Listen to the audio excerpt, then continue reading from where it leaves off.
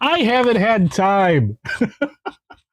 Hopefully tomorrow I'll have some time. I've got like a Sunday lunch meeting tomorrow, but hopefully I'll have time to work on that opening. I haven't had any time this week.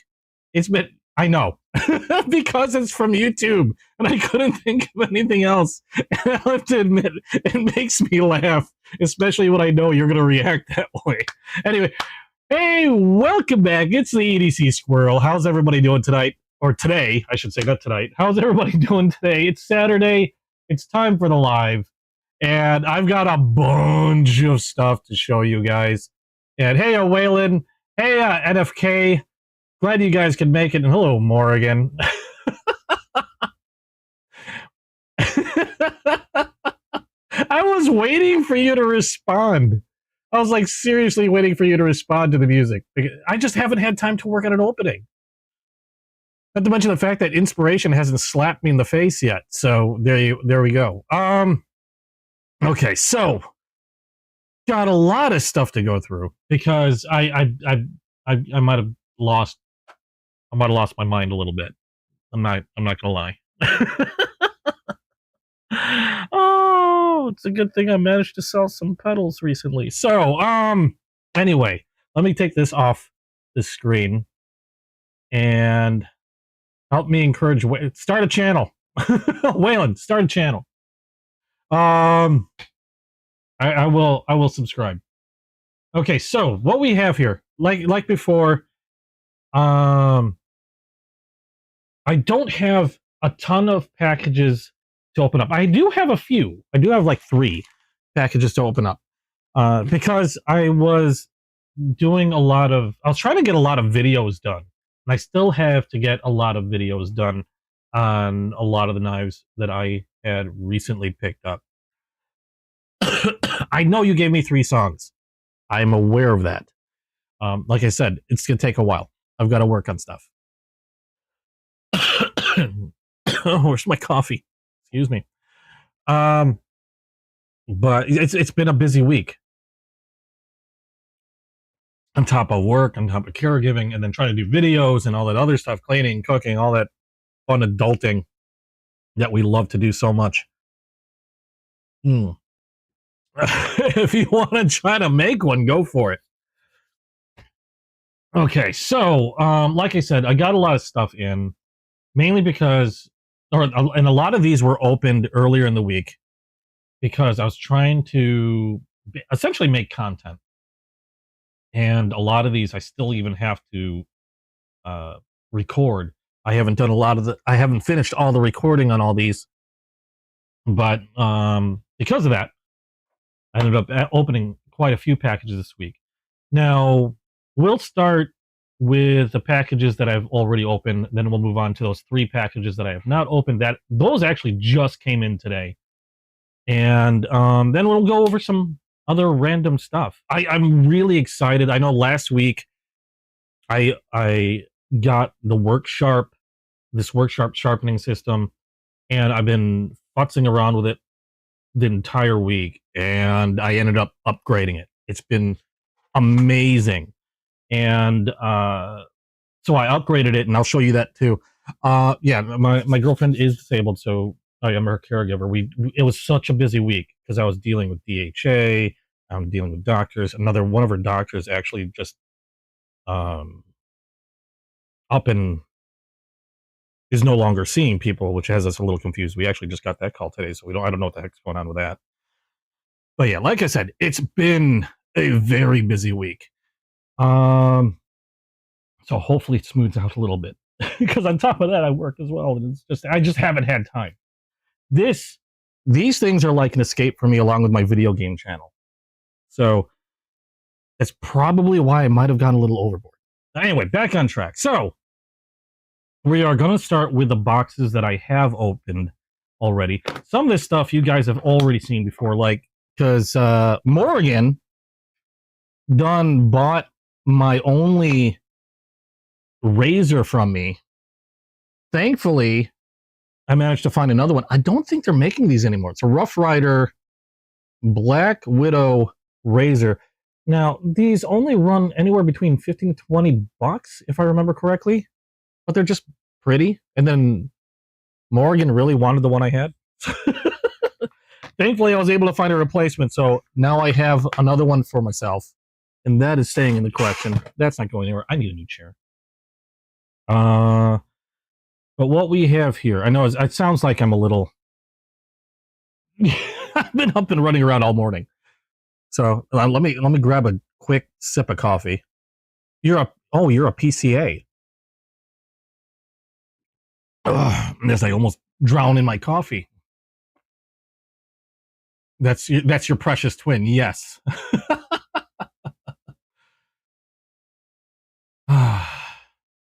Okay. Deep breath. Let's get this going. So yeah, I finally got a replacement for the razor that you took from me, and I have a few things here.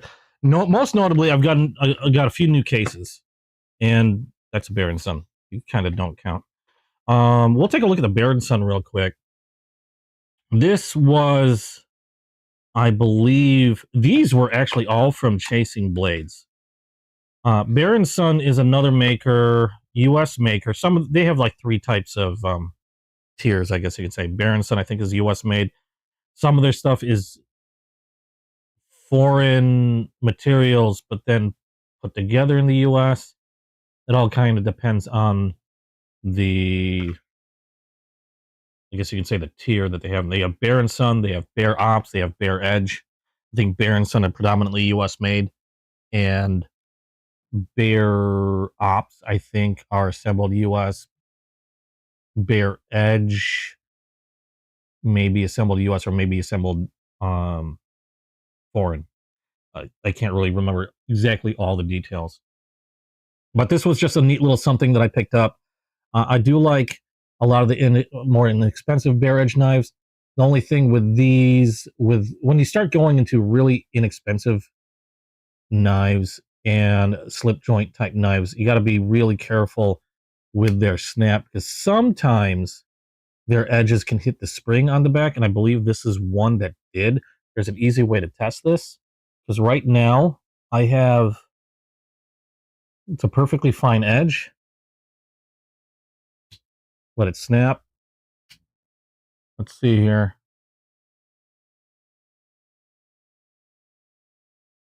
I'm not seeing any edge roll or any dent. So there you go. So we know that this one is not hitting the spring that's at the bottom of the well. Because I've noticed that problem on a lot of inexpensive slip joints. You snap them closed, they hit the spring, and then you have a nice little dent or roll on the edge. This one seems okay. So that's good. Yeah, Waylon's got quite a lot of knowledge on this stuff. You should open your new... You should start a channel. I am a collector. I'm a collector. I collect a lot. But I don't profess to know everything about this stuff. I'm learning stuff every day as I watch videos, as I collect new knives and things. I'm always learning something. And I love chatting about this stuff, which is another way I learn. Another reason why I even started this channel is to share what I have, and then be able to chat with people like you guys and learn even more. So again, that's one of the biggest reasons why I started this. Now we have 4 case, and there's a reason for these 4 case knives. Well, maybe not this one. We'll open this one first. This one is what's called a copperlock. This is an all white natural bone. And the reason why I got this is I might customize this one. Excuse me. Again, from Chasing Blades. They're called copperlocks, and they're locking knives. They are a lock back knife. In this case, it's a Warncliffe blade, which I really, really like this type of blade for utility work. It does lock. You have a midpoint I forgot a midpoint lockback, as opposed to having it at the end here. And it is, like I said before, a white bone. And the reason why I picked this up is I'm really debating on whether I want to customize it or not.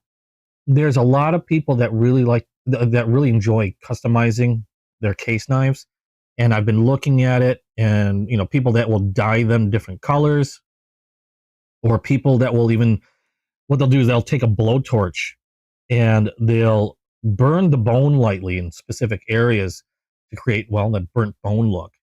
And I'm really tempted to try the burnt bone look on one of my green apple case knives, to do what a lot of people call a caramel apple. I just want to get another one before I do that. Oh yeah, check it out. We do have a Discord. It's just fledgling. We had a Discord before that we started, and it, due to some hacking, it up and disappeared. So we had to recreate it. But we do have a Discord. There should be a link in the description. If not, I know Morgan can probably pop one up there for you if you're curious. But yeah, this is called the copperlock from Case. Really debating whether I want to try to dye this a different color, because they're not terribly expensive. You're still looking around like $60-$70 depending on the knife and the type of bone. I don't recall this being super expensive, but I'm debating whether I want to try dyeing this a different color. The problem is when I got it in, I was looking at this white bone and realized that it's a really pretty white bone. A lot of little, like, I think they call them like freckles, or like a little, the word you can use is imperfections, but that's the nature of bone. They're not solid white. You're going to have different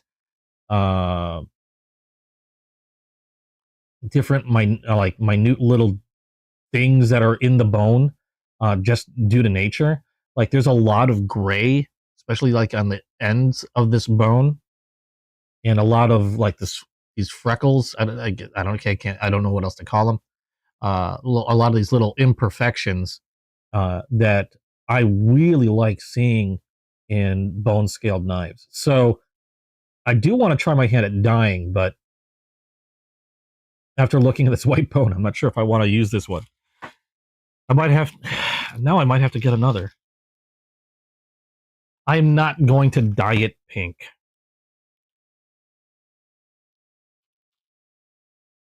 I have like a small handful of pink knives because I thought they actually looked pretty good. Well, the Hello Kitty one was more because it made me giggle.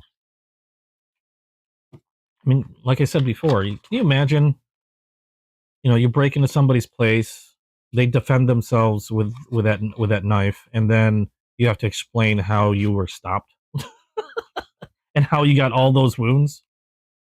Yeah, somebody stabbed me with a Hello Kitty. Okay, so that's the first case. Now, these are all going to be relatively similar, but there's a very big reason why I got these three. And I've actually got, excuse me, I actually have like maybe one more coming my way. This one, the one in the red box, these are all the same type of pattern, but they're going to be different colors. This one in the red box is a limited edition, though. I admit I have a thing for limited editions. Notice it's pretty small. These, all three, again, just different colors, are what are called Case baby docks.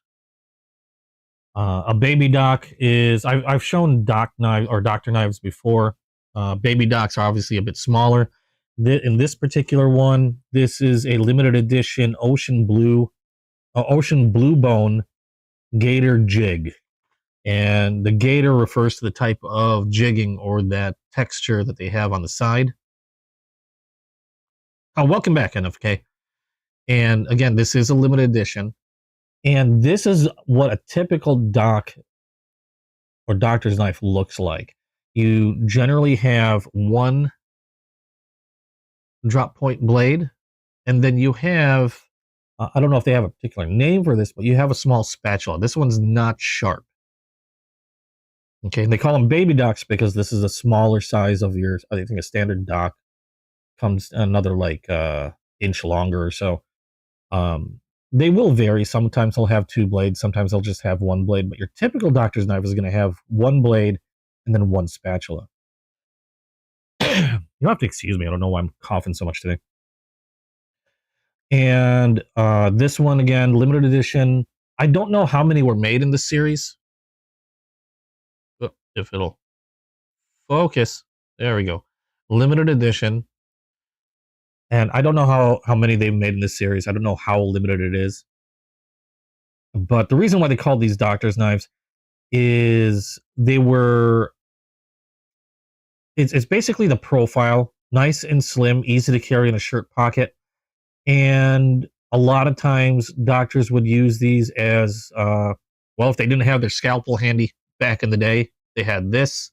And yeah, the spatula was used as both a way to either count and separate pills, mix different powders, or even as a tongue depressor. So it would be used to measure out different amounts of medication, things like that. It's just a little handy tool for a doctor back in the day. Now, as far as like modern times, I can see a lot of people still using this for something like, say, counting pills and stuff like that, and dividing up pills. And they sometimes use it to even mix different powders as well. But I highly doubt that most doctors today, unless in an extreme emergency, would be using this like a scalpel or anything like that. But still a really neat type of knife. One of my favorite patterns because of the simplicity. And you got a nice, sharp single edge. And it's kind of interesting how handy these little spatulas can end up being. I had an older doctor's knife with a spatula that I literally would use for things like cleaning or picking stuff out, crevices and things like that. Anything that I didn't want to use a sharp blade for, they come in pretty handy. And the baby dock is a really neat size. Now, preferably dipped in alcohol first. Yes, exactly. Yeah, tongue dispenser, powdered medicine, counting pills, or dividing pills, things like that. That's what I'm sure they've had plenty of different uses, but those are the most common ones that I hear a lot about. Now, the reason why I have 3 of them, other than the fact that I think they're pretty, and the fact that I also think I also like them. They're, like I said, one of my favorite case patterns or knife patterns when it comes to additional knives. But one thing I found out is that at the end of this year, Case is throwing the baby dock pattern into the vault. And what I mean by that is when Case throws something into the vault, that means they're retiring that pattern. So from what I understand, these knives are no longer going to be made as of the end of this year.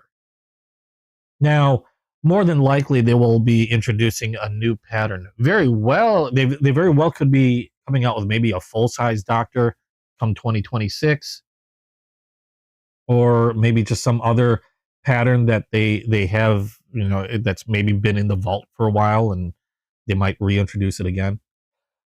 Excuse me. But these baby docks are no longer going to be made. They're going to be put in the vault, and then that's it. So I've been kind of snapping up some of my favorites. This one is a blue sycamore. As you can see there, this is a wood scaled, not a bone scaled knife. Blue sycamore.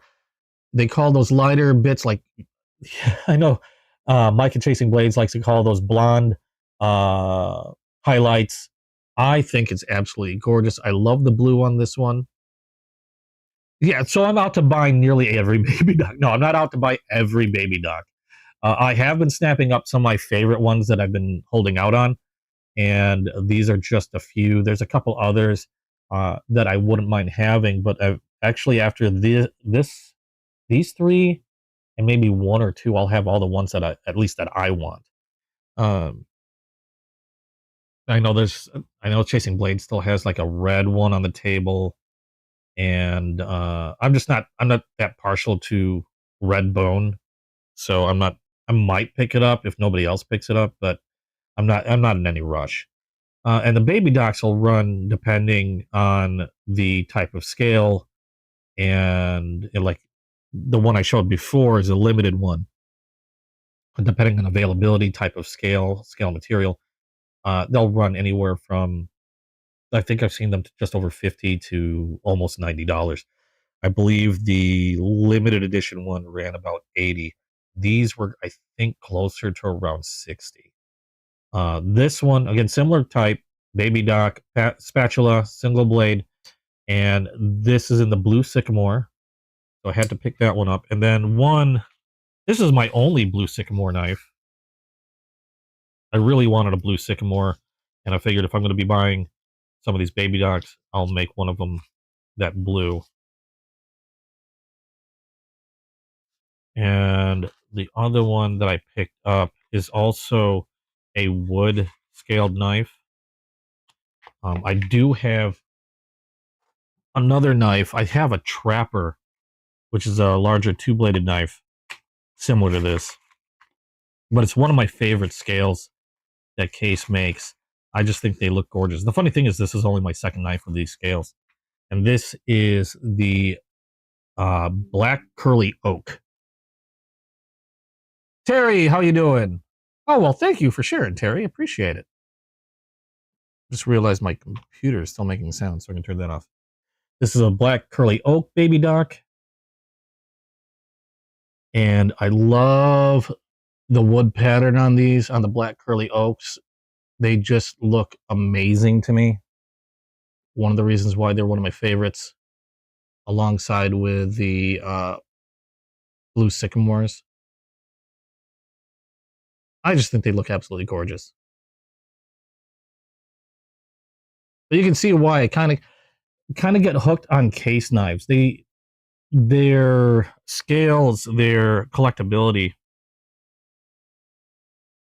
they're kind of hard to ignore. This one has a little oil on it. I did go through and clean these already, so there's no need for me to go over them again, really. So these have been oiled. These have been cleaned, all in that well. They all have a nice, good snap. And the reason why you don't see me hesitate to snap these down is I've never, ever had a Case knife that has ever hit the back spring on a snap. I've only seen edge damage occur on a lot of really expensive traditional knives. Not all the time, but if I see any edge damage due to a snap, it's usually on something a lot more inexpensive. Rough Rider's pretty good, although I've had a couple Rough Riders that'll hit the back spring. The biggest culprit tends to be a lot of the no name sub $10 traditional knives, sub $15 to sub $10 traditional knives. That's usually where I'll end up seeing a lot of edge damage when you snap them down. Okay, so that's all the traditional knives that I've gotten. One knife that I did get that I wanted to share with you guys. This one's also from Chasing Blades, and I think this is going to be all the Chasing Blades until I open up the new package.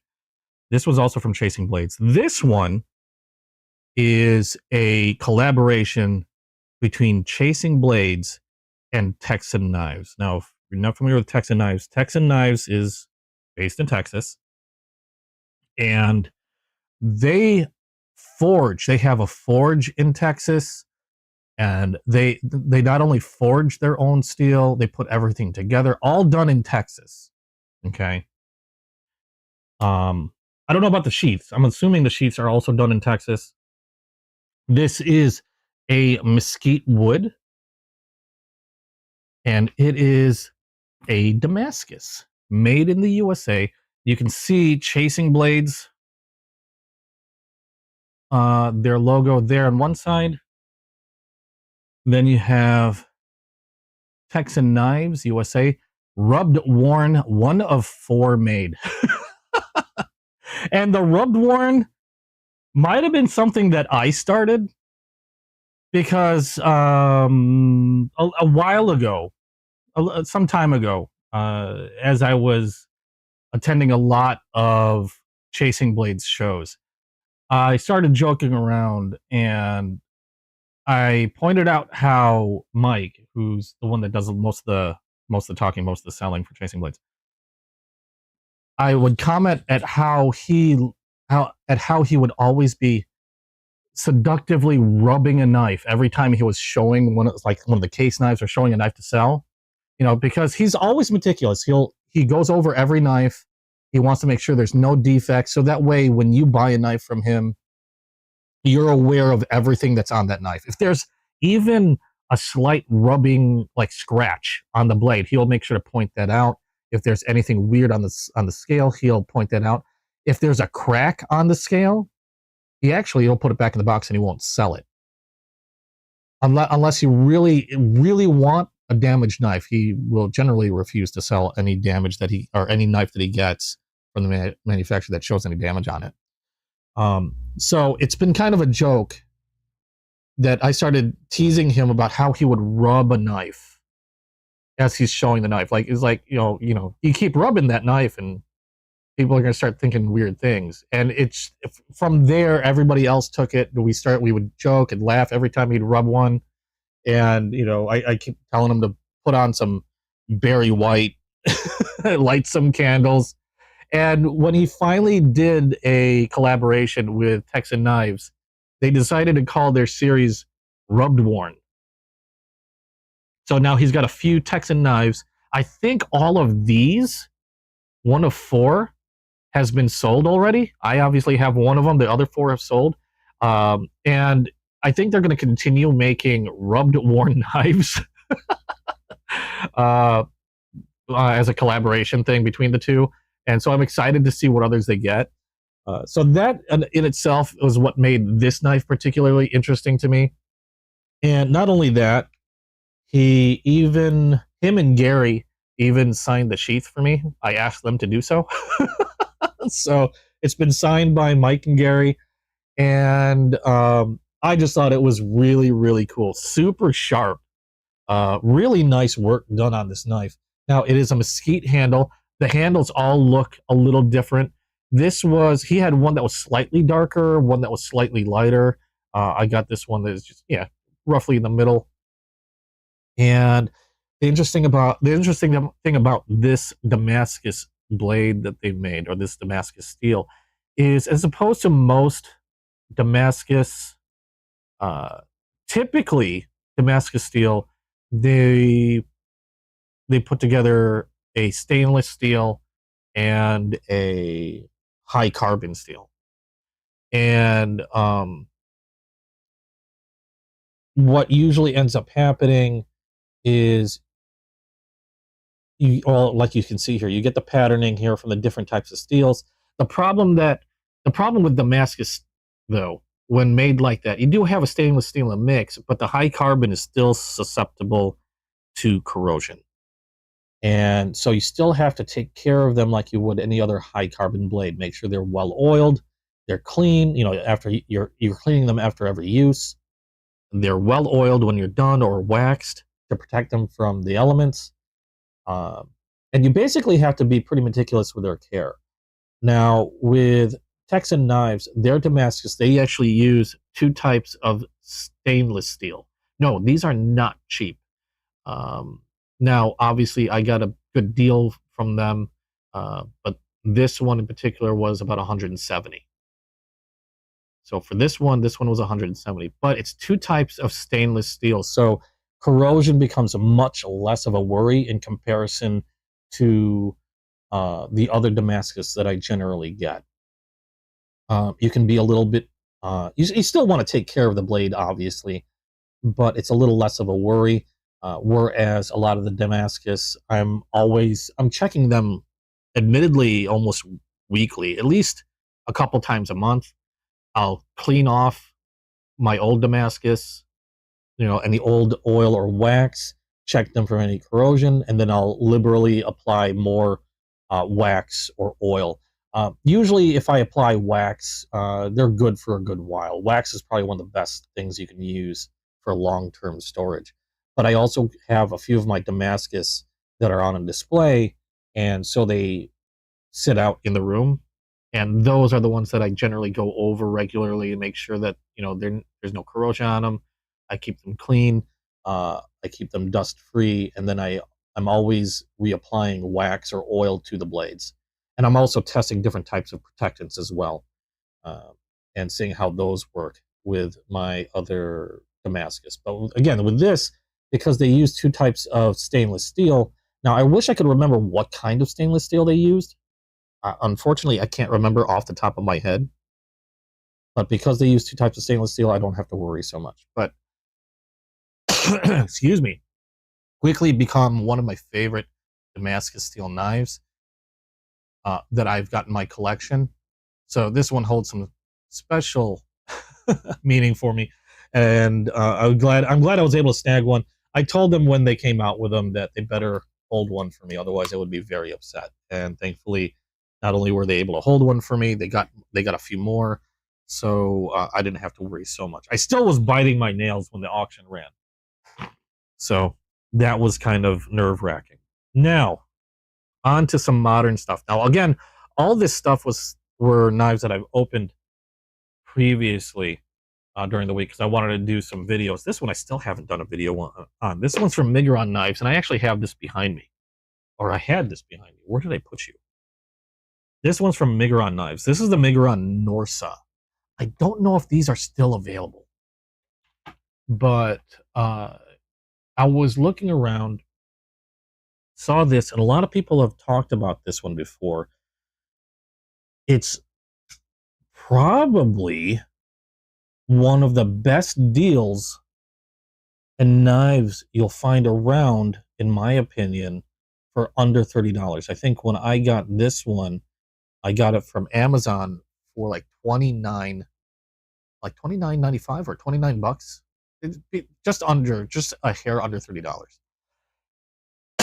And my apologies for coughing. I wasn't coughing earlier.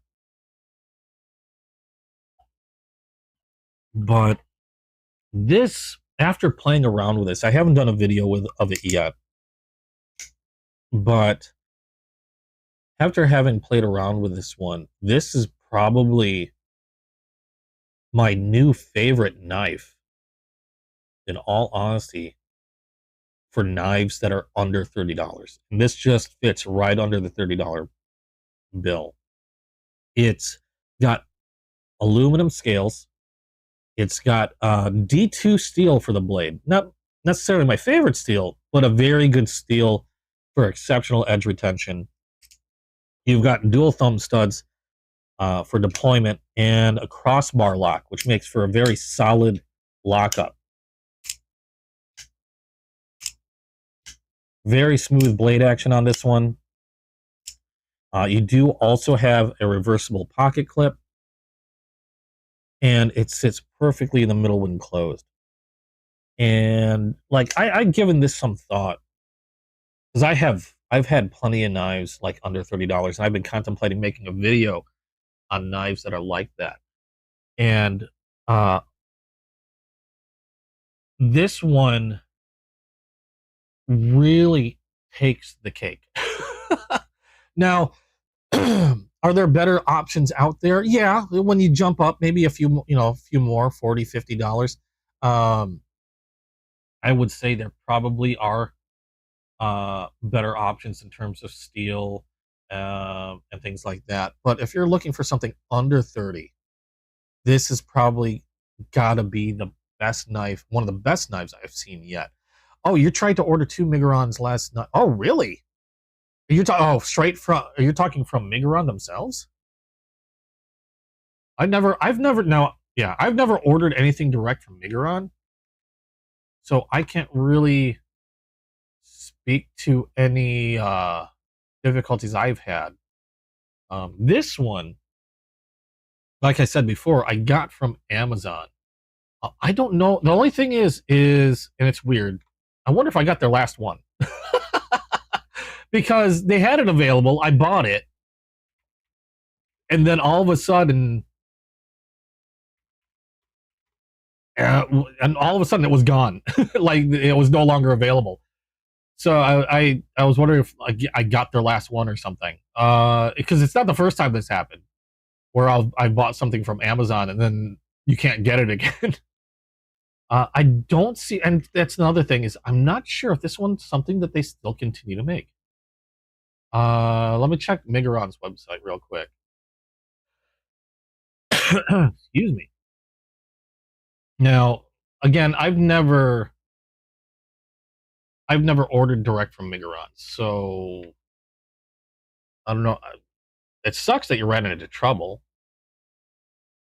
It looks like they have they're still showing available, at least on the company site.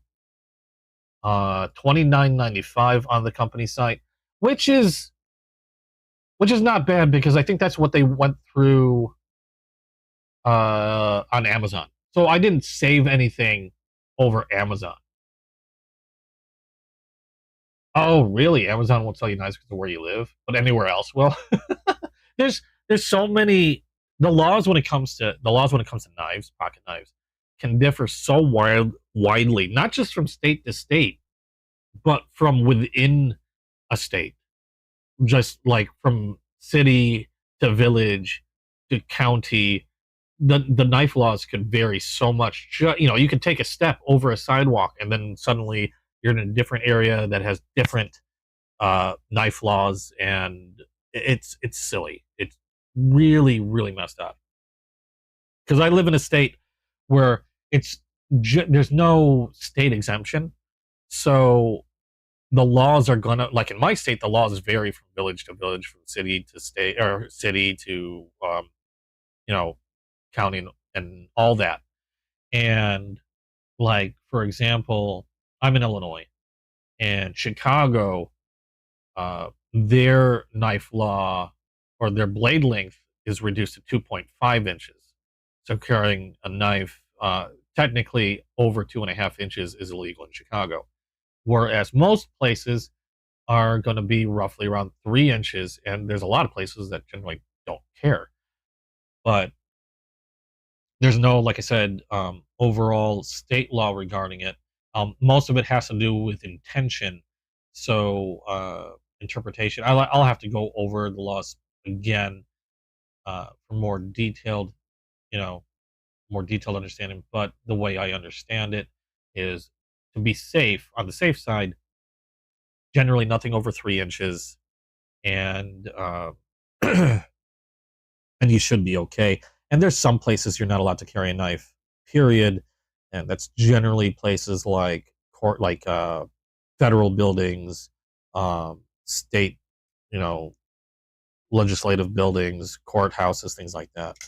You don't want it. You can't carry any length of blade in places like that. So all I can say is, depending on where you're at, just be sure, read up on your area's knife laws, to make sure that you're within, I guess, compliance. You don't want to get in trouble, and also, so that way it helps you be aware of who may or may not ship to you. There's a lot of places that won't ship just because they don't want the liability, even though it technically would be, it would technically be legal for the city you live in. Maybe they don't ship to the state because the state has other restrictive laws in various other places, and they just don't want to risk breaking one of those laws. Because I've seen that happen a lot, especially with firearms.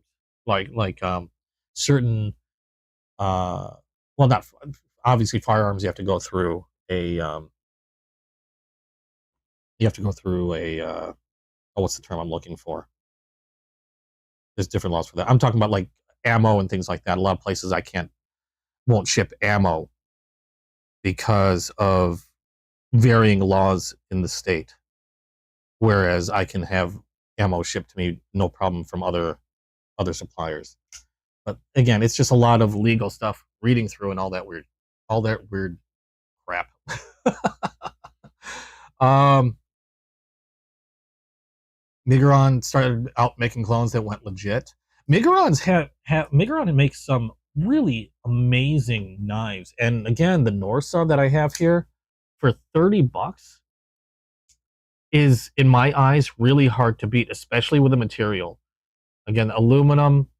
The locking mechanism are aluminum scales, a crossbar lock, thumb studs, really smooth action, and the D2 steel. The D2 steel doesn't surprise me too much with a knife of this cost. It's not a bad steel. I don't have a problem with D2. I know a lot of people seem to have an issue with D2. D2 not too long ago was considered like one of the new super steels. But the thing with D2 is it's not as corrosive resistant as your typical stainless steel. D2 is not considered a stainless steel. It's like a semi-stainless. So with D2 steel, you do want to take good care of the knife. And it's kind of dependent on also how you use the knife and where you're using it. If you're in a situation where you're always dripping with sweat, or there's a lot of water that you might be splashing around in, or whatever you're cutting tends to be soaking wet all the time, you're working in the rain a lot, things like that, you probably don't want to use a D2 steel blade unless you're very meticulous about keeping it dry and wiping it down after every use. And even if you are working in conditions that, where you don't really have to worry about the knife getting wet or, in anything that's corrosive, even just regular use for cutting boxes, slicing through tape, whatever you might be using your pocket knife for, it's still a good idea to make sure you wipe the blade down, keep it clean of any fingerprints, and keep it nice and dry. And with D2 especially, you need to make sure that you do that regularly. But otherwise, the nice thing about D2 is that it's one of those steels that is exceptional at keeping its blade edge. It has great edge retention. So even though you might be doing a lot of cutting, you're going to be able to go through a lot of stuff for a lot longer time in comparison to a lot of other steels out there. Now, personally, I prefer a stainless steel because the conditions I might find myself in could vary widely, and I just prefer the I just prefer the extra security of having something that's stainless. But even then, I'm wiping my blades down constantly, making sure they're free of fingerprints. And again, I don't have a problem with D2. It's not my preferred, but for a blade that's $30 with a nice sturdy lockup and aluminum scales, I have a hard time really thinking of anything that really beats this one out. Because I know there's a CJRB that has AR RPM 9 steel, which is a stainless, but it doesn't have the edge retention of this. And I think the lockup on this one is so much better feeling and so much smoother. Not that the CJRBs are bad, but the aluminum scales, I just like this one so much better. But anyway, that's my take on the Migron Norsa. Hopefully you can fix whatever's going on with their website. I don't know why you're having trouble. Did they state why you were having trouble with making a purchase there? Yeah. D2 is on a lot of things. It's still used on some higher end knives. One thing is on a knife like this where they're coated, that will generally help in corrosion resistance, especially depending on the coating that they use on the blade. I do prefer on a budget knife like Nitro V or 14C28N. Those two are probably my favorite steels for blades under $100. No worries, NFK. But I don't snub away D2. It's just not my favorite steel. I don't think it's a bad steel. I just think for people that are prone to just, like I'm a collector, so I take better than average care of my knives. I'm probably a little OCD with my knives. But for somebody that just wants a pocket knife that works, throws it in their tackle box, goes fishing a lot, and their tackle box is soaking wet, you probably don't want a D2 steel knife. You're probably going to want something a little bit more stainless steel. Or definitely want something more stainless steel if you're throwing it in a tackle box all the time. But for most everyday users, most casual everyday users that just need a knife to carry with them to, you know, that have a knife on them to, you know, do stuff in the office or for just everyday carry, you know, cutting random stuff, D2 is perfectly fine. Like I said, just be sure you wipe it down. Keep it clean. It doesn't take much. You know, seriously, wipe it off on your leg. And then you're good. Now, another one, oh, shoot. Two of these came at the same time. And I want to save those. Okay, those two we'll talk about later. We'll talk about those three later. Another one that we got, and some of these are more on the budget end. I know I've got a lot of premium knives recently. This one is from Remet. This is called the Cool Whale. I've got quite a few Remets lately. And I've been impressed with Remet so much in the last couple of weeks with some of their stuff. You guys, I showed you the did I show you the Saker Falcon, or did I just do the video? I can't remember if I unboxed the Saker Falcon and the Meteor last week. I can't remember. Yeah, we encourage the talkie. I'll have to show you guys if I completely forgot. This is the Remet Cool Whale. Let me pull this one up because I can't remember all the info on this one. This is more of their budget line of knives. And I don't mean to say that like they're cheap, but compared to like their $200 knives and such, one of their more affordable knives. And let's see here, where is it? This one I got, I'm pretty sure from, I'd like to say from Going Gear. I could be wrong. I didn't have who I got these from on Whatnot, but I know I got a lot of these from Whatnot. Okay, now I'm not seeing it. And oddly enough, it's not coming up on Remet's website, but I do see it everywhere else. Cool Whale. And this is probably one of the more expensive versions of the Cool Whale. No, same price. I thought they had some that were different price. Okay, so they do have a premium version of this that's like $200, but this is not that. This one is done in G10 scales with a carbon fiber. I don't think, I think it's like a carbon fiber, I forgot what they call it, something they apply over the G10. Either that or they pattern the G10 to look like carbon fiber.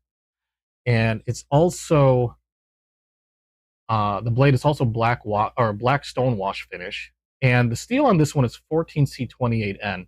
On Blade HQ, I'm seeing these for about $42, so much more affordable. And you got a set of thumb studs, you got a rear flipper. The pocket clip, unfortunately, is not reversible, but nice black stonewash, 14C28N. I don't really like coated knives as much as I like naked blades, naked steel. But I do like the look of that stonewash, and it goes really well with the G10 on this one. Now, there's not a whole lot to say on this one. Eventually, when you collect a lot of knives, a lot of them, there aren't too many differences other than materials, manufacturer, make, and such. But even with those similarities, Remet stands out to me because the blade movement is so smooth on these. They snap out nice and fast. The handles are nice and comfortable. This one is a drop point, or no, clip point blade, a bit of swedging at the top, some jimping in the back with a little ramp up. Aggressive enough to keep your thumb in place without being irritating. It is a liner lock, but the blade is so smooth on these. You got a nice finger choil here for varied grips. You can really choke up on the blade. Like I can choke up really well on this one for real precise control when cutting. And a nice, comfortable, relatively neutral handle. You got a little bit of you got a little bit of a cutout here, and some. I forget. I'm losing my words. It's a little. You've got a little bit of what is that called? Wow, I can't think of the words. Let's just say it helps. It helps with forming to your hand. It's formed to your hand a little bit. Good God, my words have escaped my brain. You can see where it's smoothed out or cut out here a little bit. Just enough of a cutout on the scales to allow me to get my thumb pad in there to unlock the liner lock. I don't have to dig my nail in there, which is something I really love on these. I hate it when I have to dig my nail in to undo. Yes, thank you. It's very ergonomic. I couldn't think of the darn word. It's very ergonomic. I really hate it when I have to dig a nail in to work a liner lock. As you can see, my nails, they don't like it either. So when there's enough of a cutout that allows me to use the pad of my thumb to manipulate the lock, I love that. The pocket clip is relative. Oh no, deep carry pocket clip. I don't know why my phone doesn't want to focus today. Deep carry pocket clip. Unfortunately, you can't reverse it, but it's not too bad. I wish they ramped this down a little bit at the very end, so it doesn't hook up on anything when you're walking around or you brush up against things. You're not going to take them with you. But otherwise, really nice, very functional blade. I love that finger choil up there, allowing me to get a really good grip. I don't know what kind of grip you call this. I just like to choke up and get a real precise control over that blade for draw cuts this way. And a lot of people hold on to knives like this, especially when they're carving, gives them a lot of control. But it's hard to do when you don't have a nice, generous finger choil up there to get really up on that blade. So I like that they do that. Again, not much to say other than it's a very nicely made knife. Perfectly centered when closed. Super smooth action. Solid lockup. I know I tested this before. No movement on the blade, either up or down, left or right. Just a good solid knife at a really good price at $42. The 14C28 on steel. Again, probably my favorite steel next to Nitro V. And not a bad looker either. I do like that blue accent on the pivot.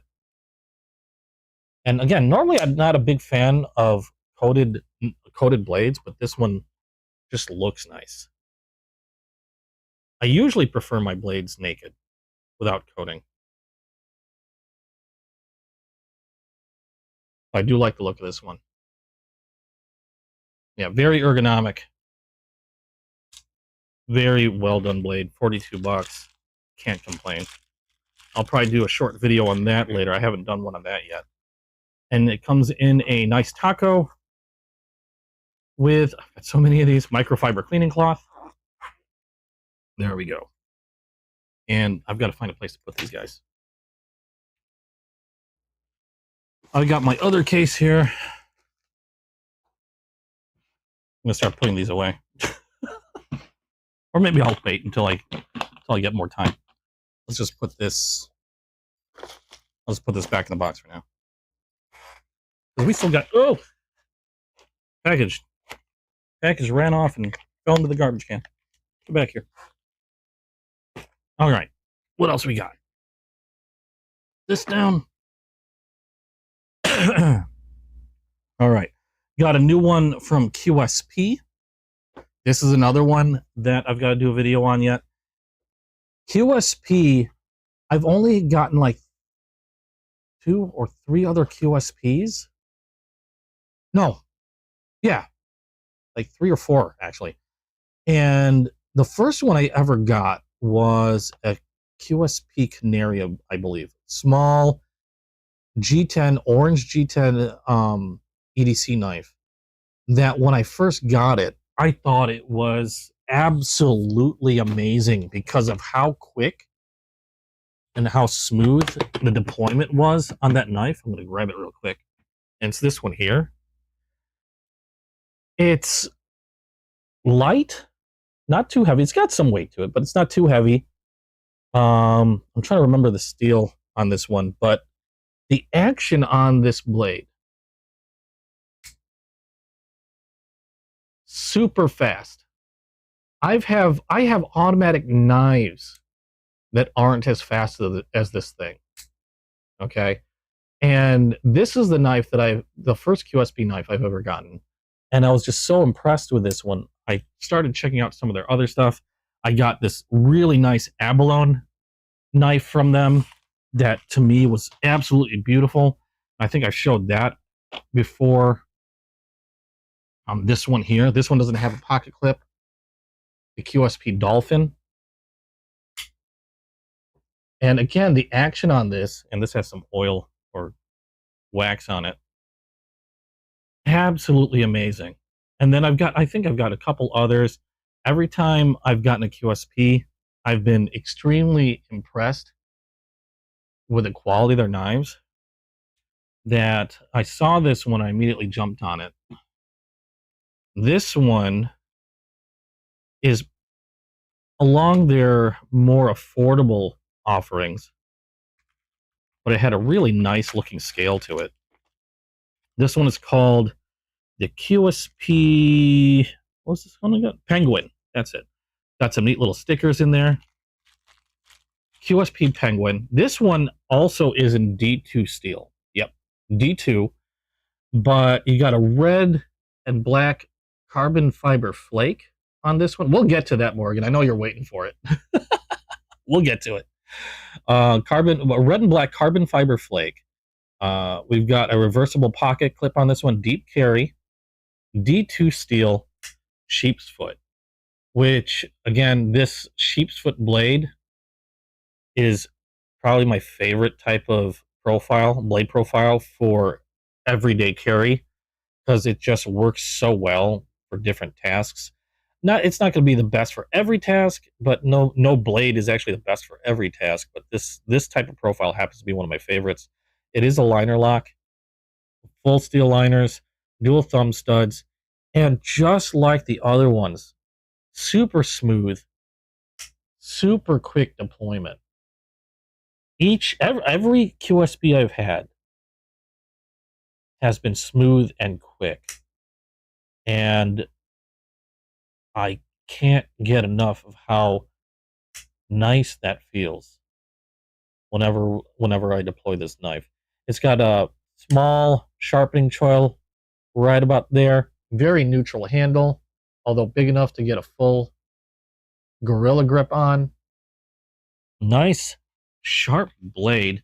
I don't know if I actually test cut this blade yet, and I just realized I don't know where all my magazines went. I've been doing so much test cutting, I might have run out of magazines. Hold on, gotta find one. I know I still have plenty. If I can remember where the heck I put all of them. I would be shocked if I didn't have any. Oh, there we are. Got another magazine. Actually, I don't even know if I read this one yet. Well, not anymore. You have the same Penguin? Yeah, it's a great little knife. And like I was saying before, it's just super quick. I don't know what they're doing with their pivots. I know they're on bearings. But even that Canary, like the Canary impressed me a lot with how fast that blade whips out. that Canary rivals a lot of the automatics I have, and that is a nice, sharp blade. I love the feel of that going through the paper. I didn't feel any tearing. Nice and smooth sounding. I don't know what QSP is doing, but I hope they keep it up. I didn't oil this one, but it looks like it was pretty liberally oiled. So that's actually nice to see. That's the first time I've cut anything with this knife. And this is actually the first time I'm taking a really good look at it. I mean, I've messed with it a little bit because I wanted to feel the action and everything. So I knew it was nice and quick and smooth. But I didn't take a super good detailed look at it. We've got it perfectly centered in there. The lockup on this one. No movement. Solid lockup. Good detent on the blade. Not shaking out. Nice solid snap. I'm really liking these QSPs. And they don't kill your wallet either. Again, this one, let me take a look. I can't remember what this one was. I know you can get these on Amazon. They do come in a lot of different scales too. I just really like the red and black of this. About, I guess depending on the type of scales, you're going to see this on around anywhere from 65 on up. You might see them with different scales and different steels, which will bring the price up a little bit more. I believe these are supposed to be... Oh, this one's actually under 40, I think. Scratch that. This was... They have the red and black. I see a blue and black. So similar to this, except instead of red, blue and black shredded carbon fiber. I'm not seeing the red and black. I'm looking at their site, at QSP's site. I'm going to assume the red and black is going to be similar in cost to the blue and black, because those are both D2 steel blades, and those are running for $38.66 on QSP's site. Are these? Oh no, these are copper washers. Really? I thought for sure they were going to be bearings. I was wrong. Wow, that's even more impressive. That is super. Now, I've had other knives that deploy super fast that weren't on bearings. The Rat Model 1 and 2 come to mind, especially the Model 1. And I know those are on washers, and the deployment of that is crazy. I am even more impressed. I did not realize that these were washers. I could have sworn they were bearings. I'm trying to look in there. I mean, I'm not doubting that it's washers if they're saying it's washers, but it's weird because it looks like bearings in there. I'd have to take it apart, but maybe I just don't know what the heck I'm looking at.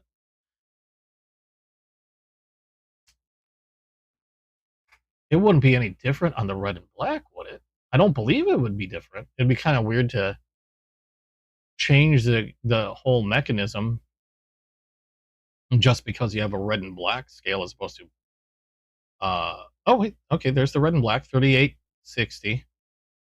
Yeah, copper washers, same thing. 38.66. Oh, it's the V2 that's in there. Oh, I don't have a V2, is it? Oh, wait. That could be it. Yeah, I just noticed. Scratch that. Well, it's okay. So according to their card, they include a card like this on every knife. This looks like it is a V2. If you look at Penguin 0S130 V2, this is a combination of ball bearings and copper washer.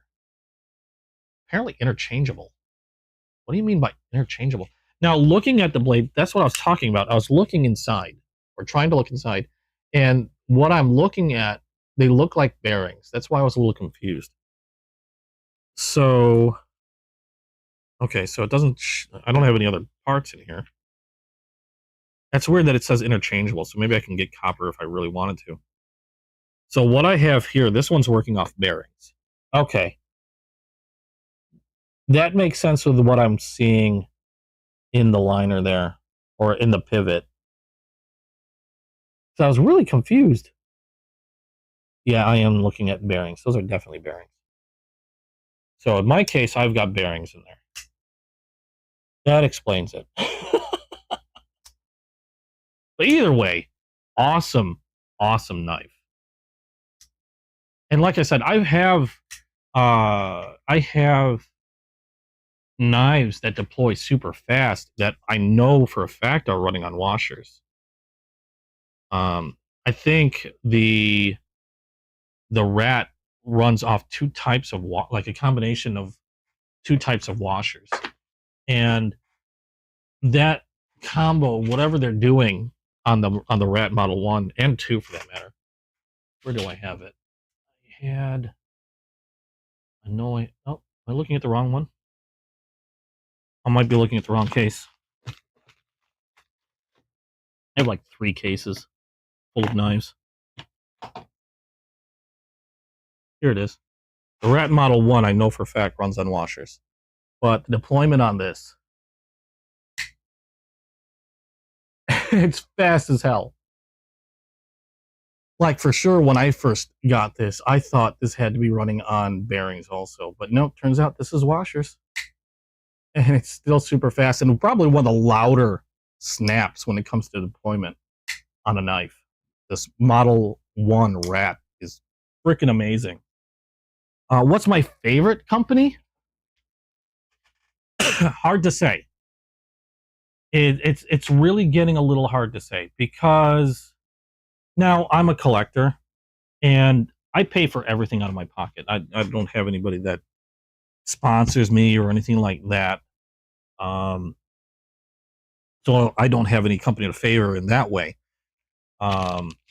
Everything, when I buy a knife, I do a little research on a knife beforehand. Is it going to be some, because I don't want to buy a knife, end up with something that I'm not going to like. So I do a little research. I very rarely buy knives blindly. I've done it before. I just don't do it very often.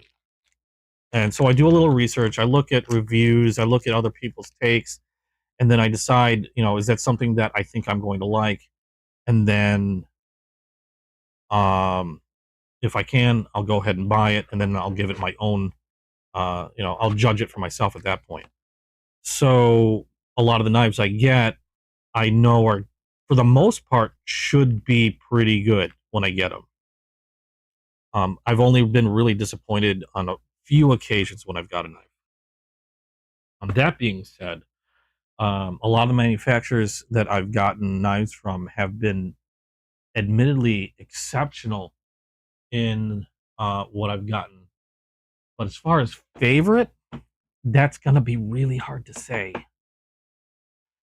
I can tell you what knives I've been getting a lot of from what manufacturers recently has been from Remet and Concept. Remet and Concept have been, for the moment, or currently, 2 of my favorite manufacturers now. In the past, not that I disliked them, but in the past, I and still kind of am, a big fan of Cevivi knives, and especially Kaiser knives. Kaiser has been coming out with a lot of fire recently. They've been coming out with some amazing knives recently. And I just haven't been able to get a lot of them yet. My latest knife that I got from Kaiser is probably one of my favorite knives now. And that's called the Seagull. And I know I opened this up before. This was new. This is one of Kaiser's newest knives, called the Seagull. And I just love the blade on this. This one is a 14C28 end steel blade. I love the blade shape. The liner lock is like a nested liner lock. You have like 3 ways of opening this. You have a really interesting rear flipper that lies almost flat, so it's not pointed out, or like a little horn. The front flipper is very easy to use. The thumb holes, it's just, you've got 3 methods of deployment. All of them work exceptionally well. Great lockup, and just an all-around great blade. That this has become, admittedly, probably one of my favorite Kaisers out of all the Kaisers that I have. Is this Seagull, and this is one of their budget offerings. It's not this is not a very expensive knife. It's not like a premium multi-$100 knife. This is, I can't remember. I'd like to say maybe around $60. I can't remember the exact price. Probably around $60, give or take. But quickly became one of my favorites. So yeah, Kaiser's been a favorite. Vosteed, obviously, they're just harder to get. But a lot of the knives that I've been getting recently have been from Remet and Concept. I've been getting a lot of Remet and Concept the last couple weeks. So, I mean, take that for what you will. I know I've been really impressed with a lot of Remet knives recently. Concept knives are just knives that I've always really enjoyed getting and liking. But like, for example, this is one of the most recent ones. This is probably my most expensive Remet. This is the Remet RT Sacred Falcon. I'm pretty sure I showed this before, but it has an interesting locking system where you have a pivot button that, now it is a frame lock, so I can utilize it like any other frame lock.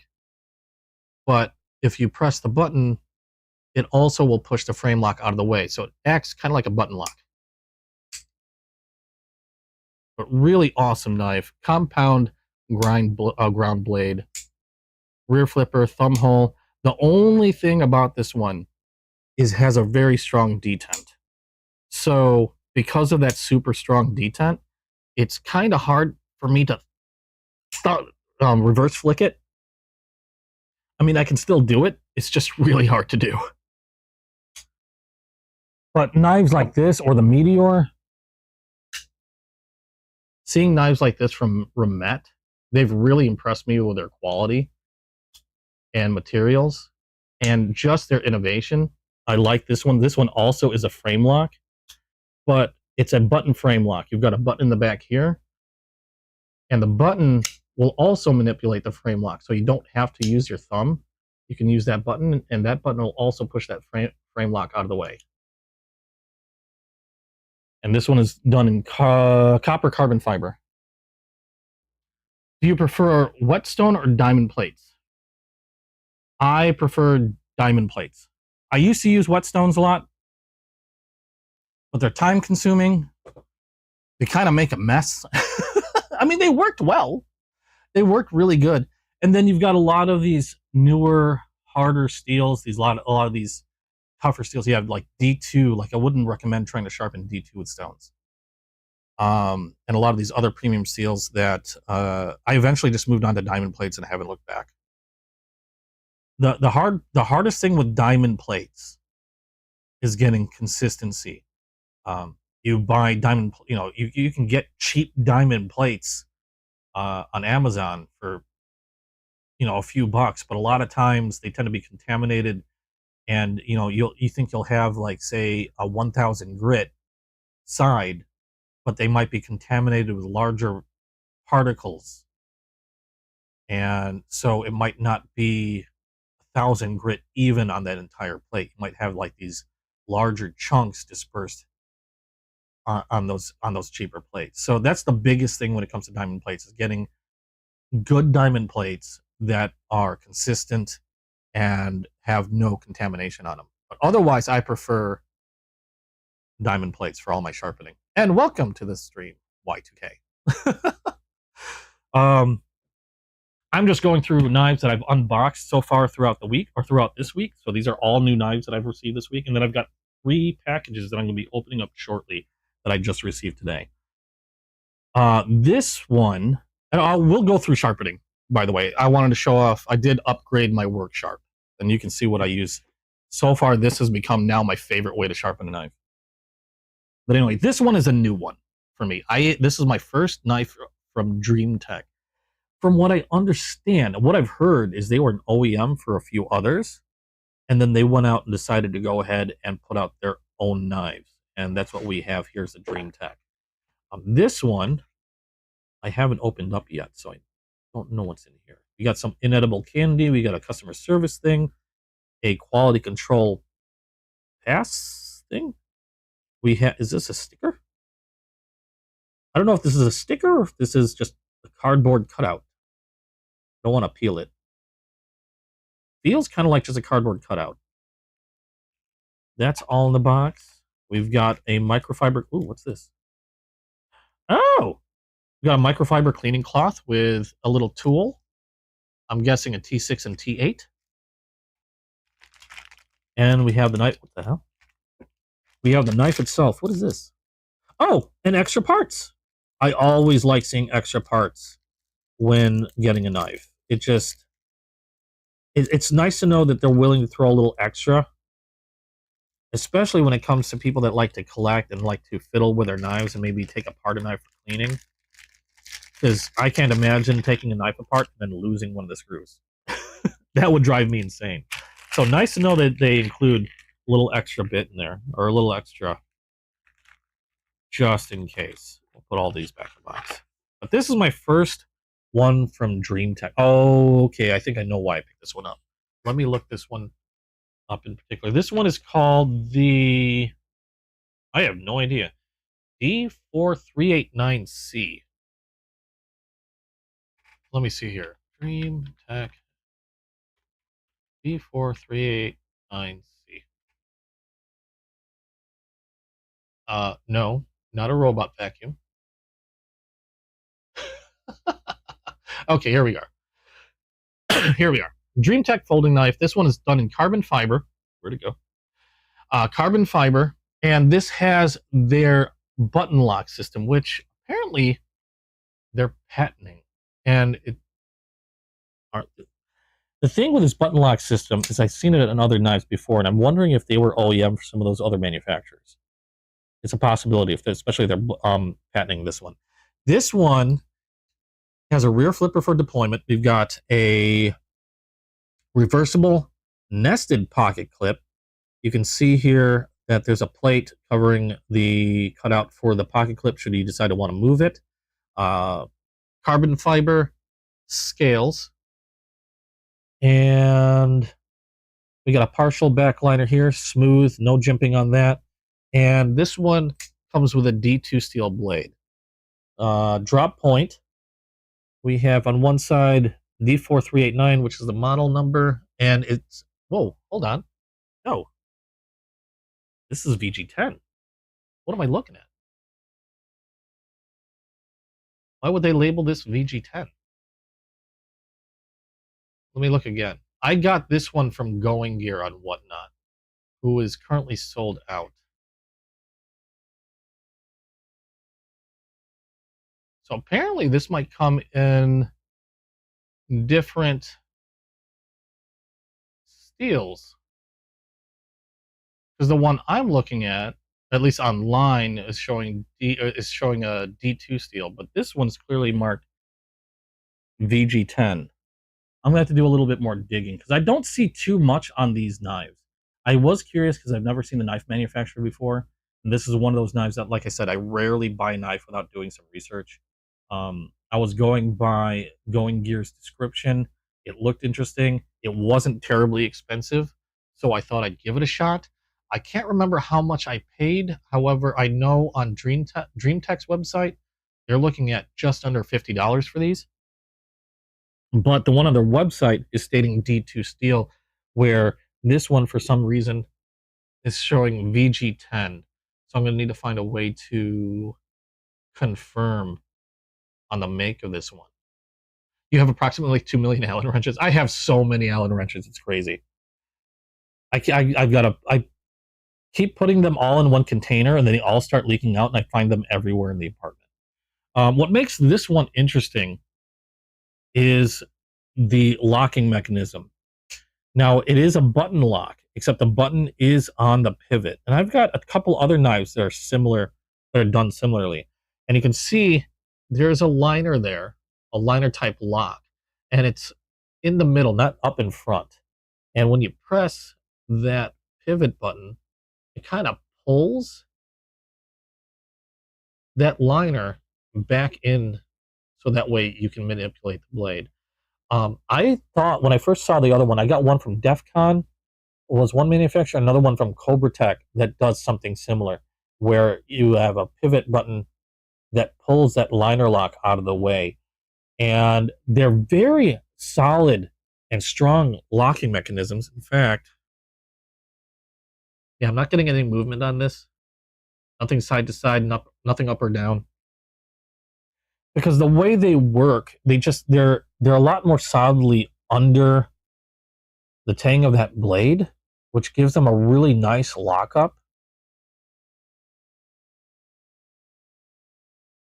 Whereas sometimes on liner locks, they don't always get completely under that tang.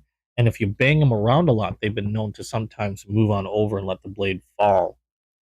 These tend to be very much more secure, a bit stronger, I believe. And I like the placement of the button on the pivot.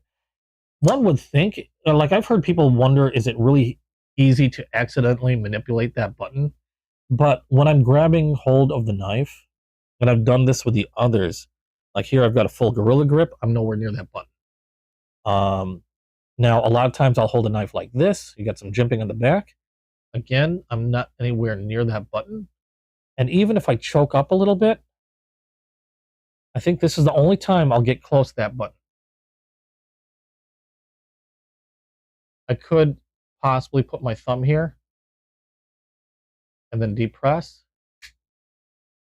but only if I'm doing this. But this one is a knife that I don't see myself, just because the shape of the scale and handle, it's not one of those knives where I choke up on, like this in particular.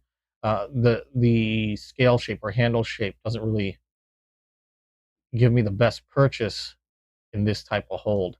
This is something that I probably use more often like this to do all my cutting. Because you don't have a finger choil up here, you've got a sharpening choil up there, but no, it's not a very big choil. So holding the knife like this isn't the most comfortable to me, unlike some of those other knives that I've shown before that I can hold a knife like this. So I don't think the pivot button would be much of an issue, if at all. It looks like they have some oil already applied to the pivot of this. Usually that's the first thing I'll do, is I'll add some oil to the pivot, but it looks like there's quite a bit of oil already in there. This is running off bearings from what I can see, which explains the fluid movement of the blade, because it is pretty smooth and pretty quick. I kind of wish they had a thumb hole for another method of deployment. I mean, as it stands right now, you've got your rear flipper. You can also deploy the blade using the pivot button itself. But I would have liked another method, although I can see why they didn't do that. I think they were trying to keep the lines of this knife nice and straight. And overall, not bad. This is my first look at a Dream Tech. So I haven't really played around with this a whole lot. I do like the neutral grip, though. No finger grooves or anything like that to feel odd gripping it in different ways. The pocket clip has a little downturn on it, so hopefully that won't snag things so much. And the edges of the scales here, the carbon fiber scales, are nicely smoothed, so no biting edges or anything like that. How's this closed? Nicely centered when closed. Pretty impressive.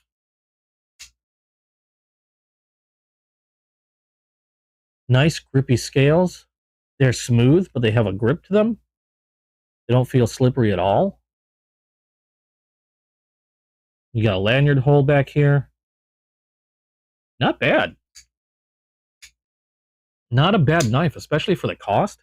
My only question now is what type of steel this one is made of, because on the website, again, it said D2, but on here, we've got a stamp that says VG10. So I've got to see if there's a way I can confirm on this one. But otherwise, pretty nice first impression of the DreamTech. I know there's been a lot of other models of DreamTechs that I've seen Going Gear selling their auctions.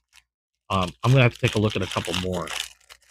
This was my... I just got curious because I've never seen the DreamTechs up and... Well, I've seen them before, but just I never gave them much thought until seeing this one on Going Gear's auction.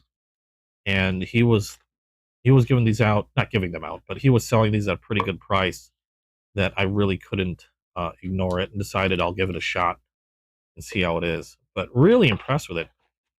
Not a bad first show for DreamTech. Okay, so we've still got like 3 knives to go and 3 boxes. So we're going to look at this one next. This one is from Concept. I've got a couple from Concept, but we're going to go with this one first. This is the one that I know Morgan's been waiting to see. Let me pull up the knife here real quick so I've got some accurate info.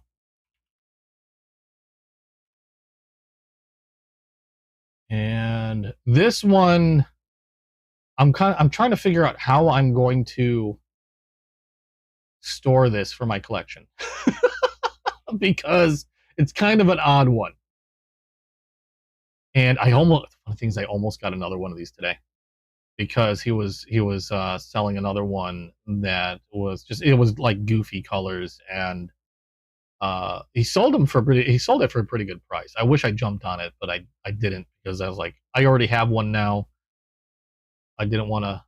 I very rarely get a 2 of the same knife. Let me make sure I have the right one pulled up. Where are you? They have okay, the series that I'm about to open up and show you, they have so many variations of this one. It's pretty crazy. It's probably one of their most popular knives, I'm guessing, just because of the sheer amount of variations they've made with this type of knife. The variation that I have is called the XL, meaning it's their biggest version, and it's the XL corvid. Now, if you're familiar with Concept, normally they don't come in bags like this. They come in a little like pouch. This one comes in a bag. We've got an envelope here, which I'm pretty sure has warranty information. Yep, and a microfiber cleaning cloth. Put that back in here. And like I said, it's called the XL Corvid. And it's a monster. Now, this particular one is done in black stonewashed 154 cm blade. And it's got jade and camouflage G10 handles, designed by, wow, can I say that? I'm going to say Koch Tools, Koch. And like I said, there's so many variations of this. This is an XL variation, and so many different colors. So I've shown you the jade and camouflage. They have them in different scale materials, so many different colors. It blows my mind. Let me see here. They also come in different sizes. I think they have a Corvid M, which is their medium-sized one, and they have a, what do they call it? A mini Corvid, which the blade on the mini Corvid is like just under 1.5 inches. Really tiny little thing. This is the biggest one. Has a rear flipper and thumb studs for deployment. Admittedly, on this thing, I prefer the rear flipper. You can see why. I think I could do the thumb studs. Let me try the thumb studs. It has a liner lock and is a cleaver. Really? It's a little slower for me with the thumb studs. I prefer using the rear flipper for this one. Yeah, I was dragging this out because I knew you wanted to see it. But we have a cleaver style blade. Like I said, G10 scale handles done in jade and camouflage. We have a deep carry pocket clip, although you're going to need a really big pocket for this one. The pocket clip is not reversible, and you do have holes for a lanyard here. Now, again, the steel on this one is 154 cm, especially for budget blades. You have some kind of ridiculous jimping on the back here, a very generous finger choil up here, which allows me to, I don't know why, but this is the type, when you have a finger choil up here, you can choke up on it. And for real detailed cleaver work, I can hold this one quite comfortably, actually, with this type of grip. Obviously, being an XL, some of the biggest hands wouldn't have any trouble getting a gorilla grip on this one. Chopper or cleaver style blade, which still comes to a pretty decent point up there. But I don't know what I'd use this for, aside from food prep. The way the handle and scales are made, you've got a little bit of space between where the blade edge is and where these handles are, or where they're at. So even when I'm holding, I got all my fingers wrapped around the grip, I can still get that edge laying pretty flat on whatever surface I want that I'm cutting on. So my finger, this is, in other words, it's really great for chopping, and this type of scale or handle still keeps my fingers out of the way while keeping a lot of this blade edge in play. You got a very generous cutout here for that liner lock. I don't have to dig my nail in to manipulate the lock. Very satisfying click on close, so nice detent on this one. You've got a fuller on the back here that I know a lot of people say they'll use for reverse flicking. I know I can't do that. But again, thumb studs, I'm just not as quick with the thumb studs. I kind of have to snap my wrist a little bit if I wanted to come out quickly with the thumb studs. I don't know why this one makes me nervous with the thumb studs, because that's a really thick and sizable blade. And I don't know, the rear flipper just seems to be easier. As far as speed, it could go either way. With a little bit of a wrist flick, the thumb studs work pretty quickly, unless I muck it up like that. But I think they work equally fast for me. Really, it's just easier for me to manipulate that rear flipper. Blade movement is actually surprisingly smooth. It might not be the quickest blade to deploy, but even, you saw, I kind of lightly flicked that flipper. There's a bunch of words. And even though the blade was moving relatively slow, it still moved up and locked up all the way. It didn't hang up halfway. So real smooth movement and real solid lockup. No movement backward and forth or side to side on that one. It's just, this one, it's just an interesting blade. I'll be honest, I have no idea what I'm going to use this for. Have I looked at the mini version? Yes, I've seen the mini version. I haven't gotten one. The mini version was one I had contemplated getting actually a long time ago. It was one of the first ones of this type that I was actually thinking about getting.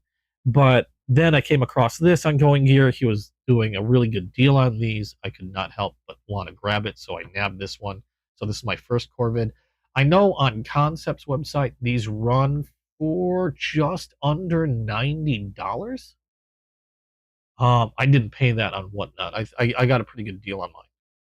But yeah, otherwise, yeah, these will normally run about $90. There's some, again, they come in so many different styles, so many different materials, so many different colors. It really is kind of crazy. If you go to Concept's website and simply type in corvid, you're going to see how many pages full?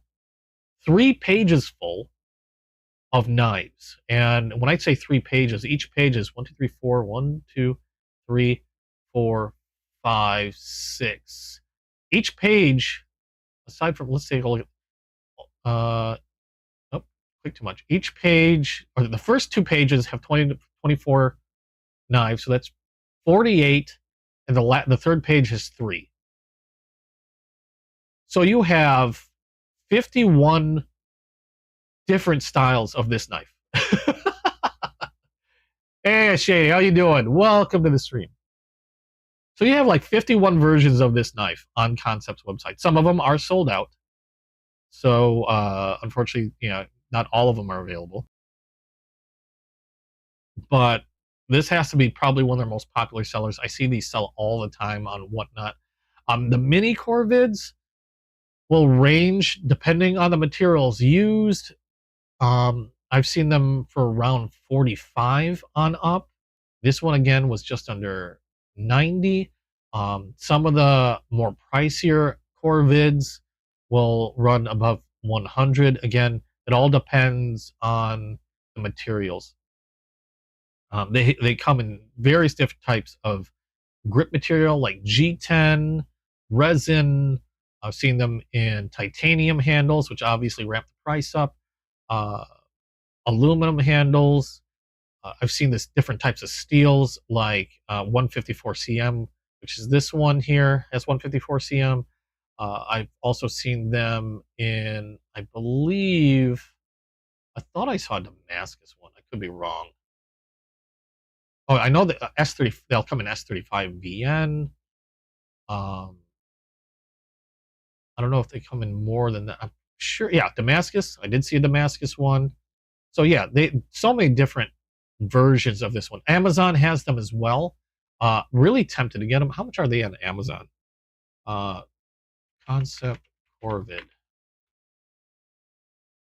They have their mini ones. Oh, that's not a mini. I think that's a regular one. The regular ones have like a 3-inch or just over 3-inch blade. This one has over a 3.5-inch blade. They do have the XLs. Yeah, 3.55-inch blade on this one. The mediums or the regular corvids, 3.07 inch, and the minis are 1.45 inch. And I am seeing a few minis. They're all going to range different prices. Again, different because of the different materials. I do have my eyeball set on a S35 with lightning strike anodized, a mini one with lightning strike anodized scales. That's $107, but yipes.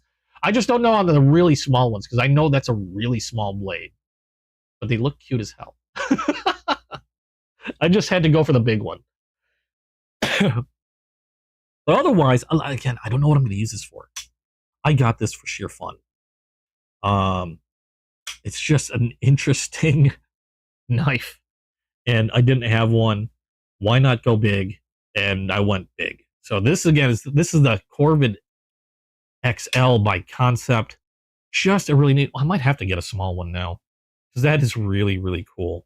I don't know if I'm going to splurge on that $100 one, but I still kind of want a small one now because this thing is neat. I just don't know. Like, I can't imagine. Hold on a second. Let's take this back out. We got to test this. First thing I want to do, since I have it out, let's test it up. Let's see how it cuts.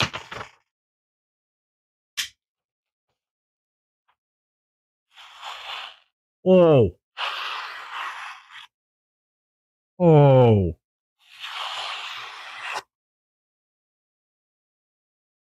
That's nice.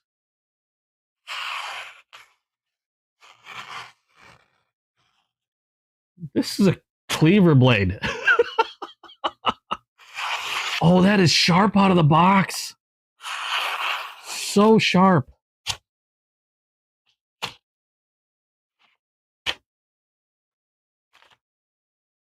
That's scary sharp.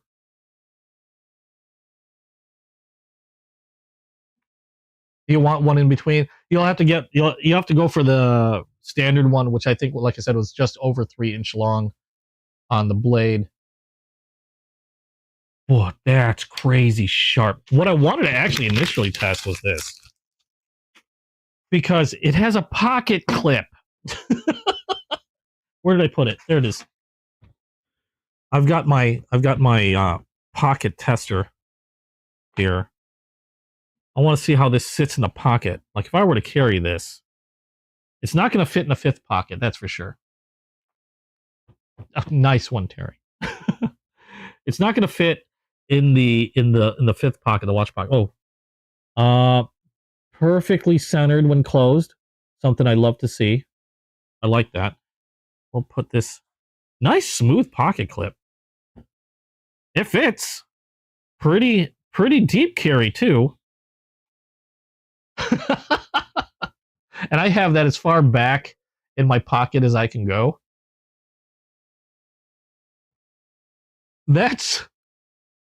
Now it's taking up a good deal of the pocket.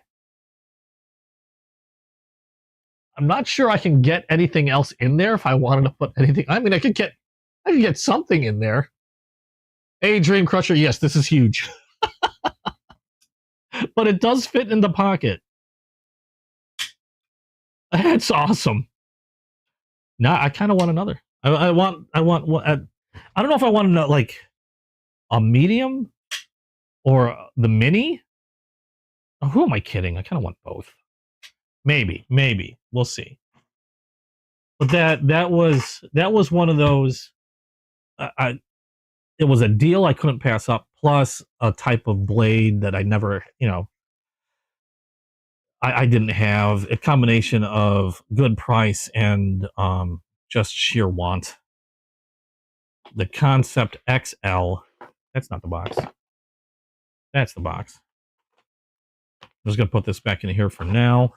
I'm going to do another more in-depth video on that later, even though I went pretty in-depth on that today. And, oh, there's a plastic bag for that one. We'll put that together later. We still got 2 more knives to go through. And then I still got 3 packages to go through. One of those packages I am lucky I got today, and I'm excited, super excited about it. Okay, next concept I have. This one is going. This is. I know this is going to be a favorite of mine. This one just came in later, Thursday. This one, oh, extra parts. We've got Omega springs, so that should give you a clue of what we might be looking at. Normally, you'll see Omega springs on knives that have crossbar locks. So we can tell you right now, this knife is a crossbar lock knife. What else is in here? Inedible candy, microfiber cleaning cloth, warranty information, all in the box. And this is your typical concept pouch. This one I've been wanting. This, oh God, am I going to say this right? I'm going to murder these names. Something awful. How do you pronounce this one? This is the Concept. Okay. It's spelled Nahul. Crossbar lock knife. Newhall? Newhall. And like I said before, it's a crossbar lock. This is like the 3rd knife I have that's going to be Magna Cut steel. Magna Cut steel is probably my current favorite knife steel. It's one of those knife steels that, in terms of its properties, are just all around really, really good in terms of edge retention, corrosion resistance, toughness, all that. But the problem is they tend to be, I mean, you're not going to find many, if any, Magna Cut steel knives that are going to be under, say, $140. Every MagnaCut steel blade that I've seen is pretty much 140 and over. I do have two other MagnaCut steel knives, both the same model, and they're both Kershaw Bel Airs with MagnaCut steel. This is my first non-Kershaw Bel Air MagnaCut knife, the Concept Newhall. We have here shredded carbon fiber scales along with titanium. There is the, I don't know if they call that a gold or brass accented crossbar lock along with same accented screws and pivot. We have a titanium pocket clip that is not reversible. It's kind of inset there a little bit. And before I deploy the blade, nicely centered in there. Got a tiny backspacer with a lanyard hole. And the thing about this one is the blade length is 2.95 inches, which is something, again, we were talking about blade lengths earlier and state laws or local laws, which makes this a great sized blade for me to carry. And other than the crossbar lock, we have thumb holes for deployment. So again, the Concept Newhall, I hope I'm saying this right. There we go. With a nice, thick MagnaCut sheep's foot blade. Very smooth action. Oop. There we go. I don't know what it is, but ever since I started spider flicking knives, I find the spider flick to be easier than using my thumb. And faster. There we go. Maybe it's because when I fidget with knives, I have a Kaiser mini Militaw that I fidget with almost all the time because I have it out almost all the time. I'm always rear flicking that one. And maybe I just got very used to it. Very smooth blade movement and deployment. It is a relatively thick blade compared to the Bel Airs that I have. Let me pull those out and get a little comparison. I have one of the original Bel Airs. Let me pull the blue one out because it's, there we go. I have, this is the original style Bel Air. You got a reverse Tonto, MagnaCut steel, except much thicker than the Kershaw on that Concept. As you can see there. Got some jimping on the back of the blade and this interesting little ledge on the back. Almost like a harpoon and a sheep's foot had a baby. But the neat thing about that is it gives a nice spot for you to be able to choke up. You got a nice finger choil here. You can choke up on that blade for some real precise control. And because of the size of that finger choil, I can also choke up even further.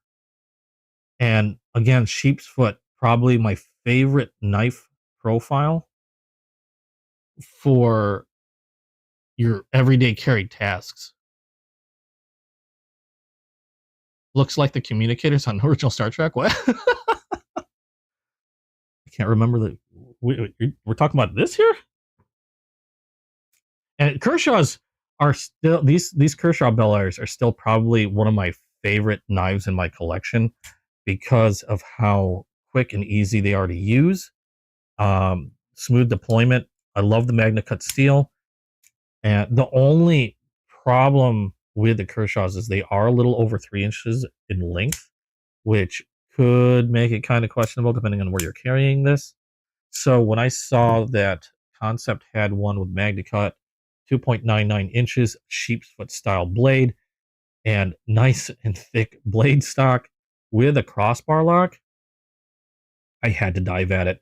The carbon fiber flake looks absolutely gorgeous on this one.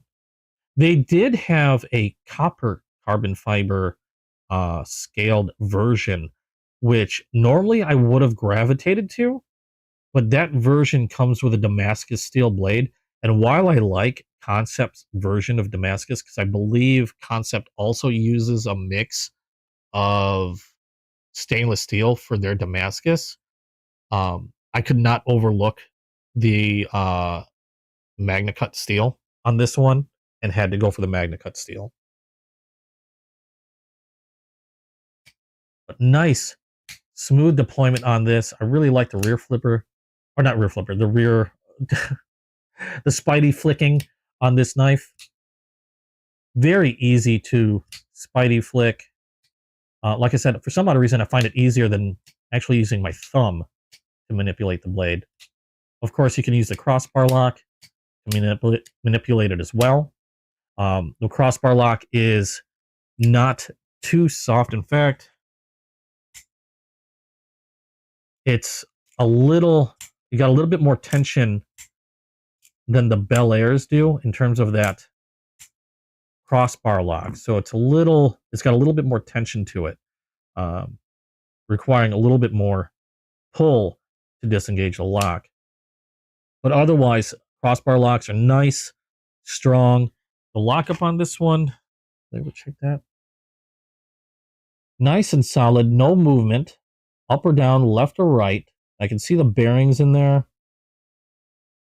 Again, which attribute to the really smooth movement of the blade. Might not be the fastest,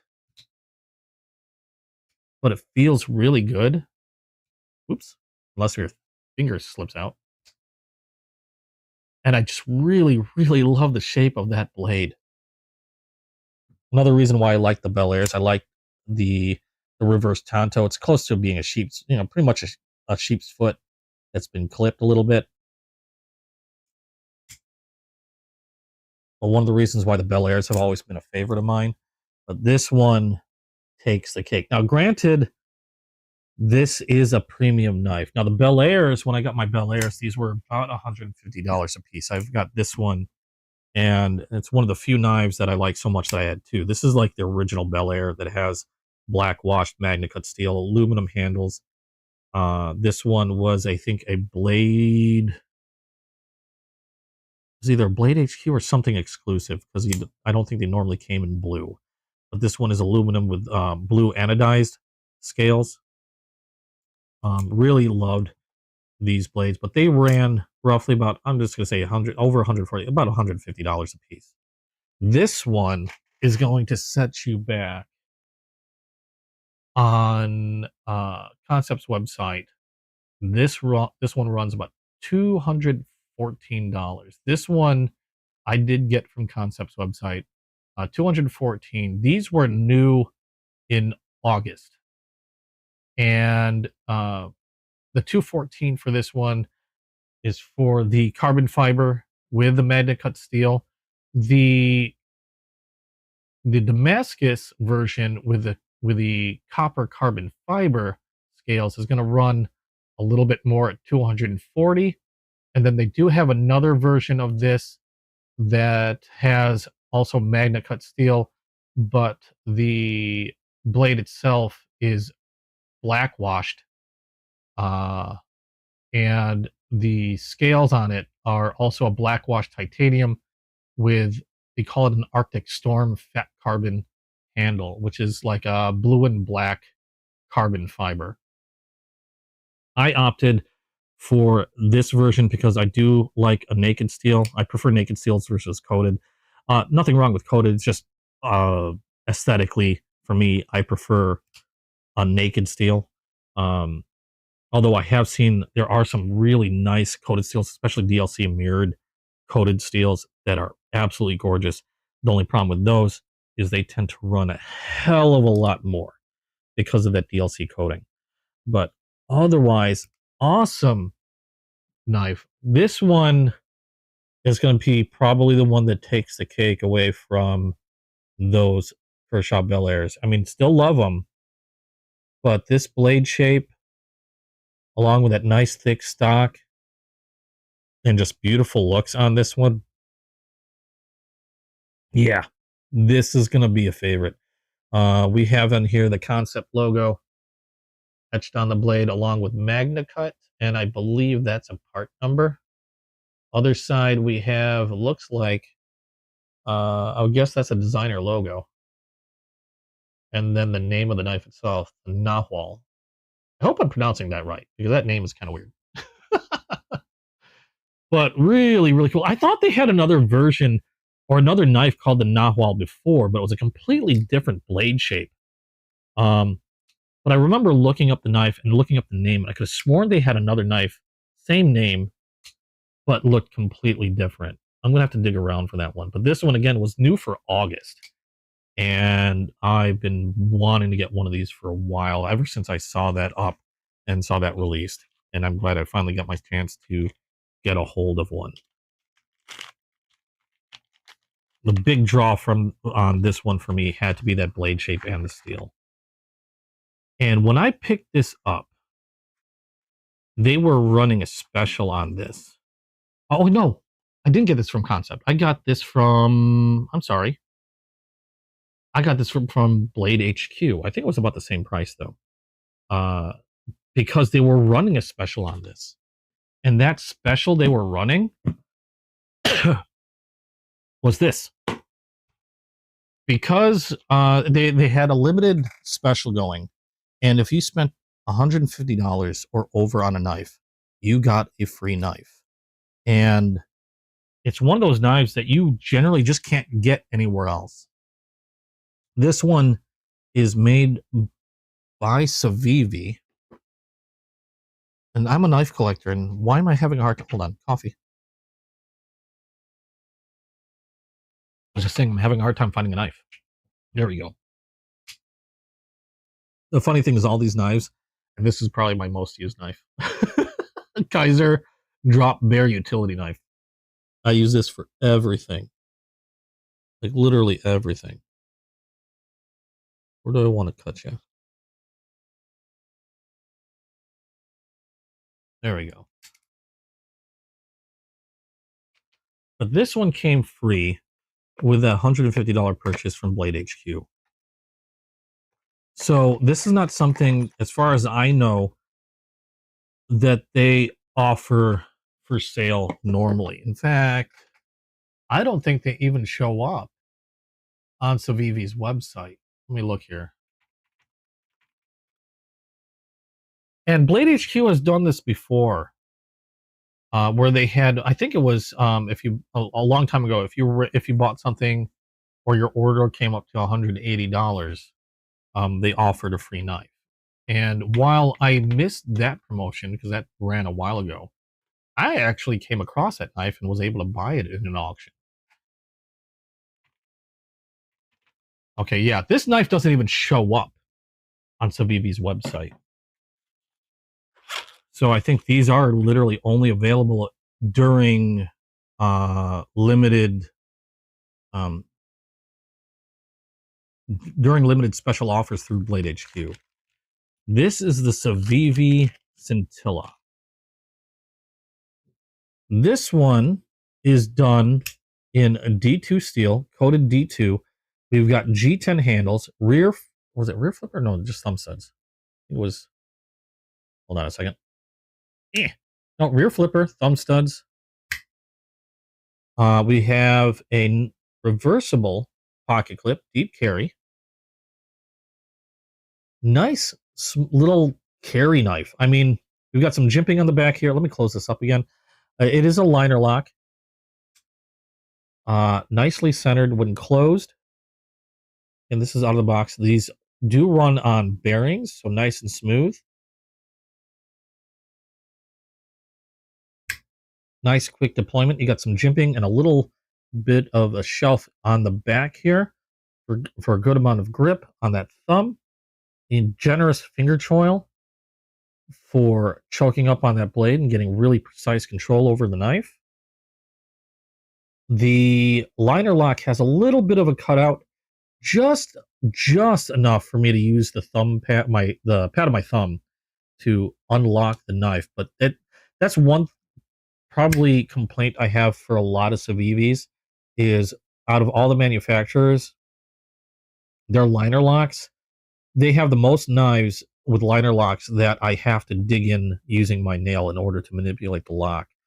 This one just has enough of a cutout that I don't have to use my nail. Really smooth blade action on this one. You can see we have on there Blade HQ on one side of the blade. Nothing in terms of, oh no, there it is. D2, okay, so we have it there. I didn't see anything on the other side. D2 steel coated. Real nice, comfortable knife. Just big enough handle for me to get a gorilla grip on. Again, nice generous finger choil, so you get nice precise control over the knife. A little bit of swell here on there, making it nice and comfortable to hold, but still neutral enough that you can hold it in different grips without any issue. And the pocket clip does have a little bit of a turn down there at the very end. Hopefully that'll help keep the amount of things that you snag onto pretty low. No backspacer, but we do have a couple standoffs here. I don't see a place. Yeah, we don't have a hole to attach a lanyard to. Yeah, no way to put a lanyard on this one. But otherwise, a pretty neat little knife. And again, one that you won't be able to get a hold of unless you manage to catch those limited offers that they run once in a while. Now, I was lucky enough to get a hold of one of the original Cintillas. Where are you? Because I happened upon an auction where somebody was selling one, and I actually got a decent price on it. The Cintilla that I got, where is it? Where are you? I was just looking at you. Nope, nope, yep, nope. I have so many knives. I know I was just looking at it a moment ago. I don't know where I just dropped it.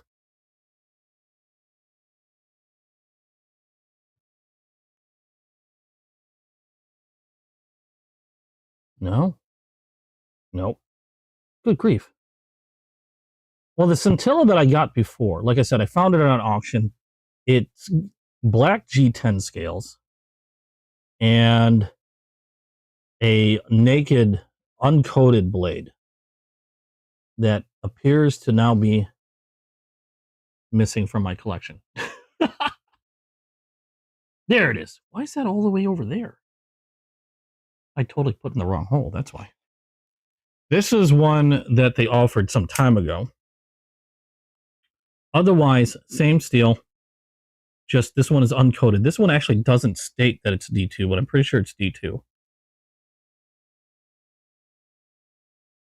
And now I've got two of them.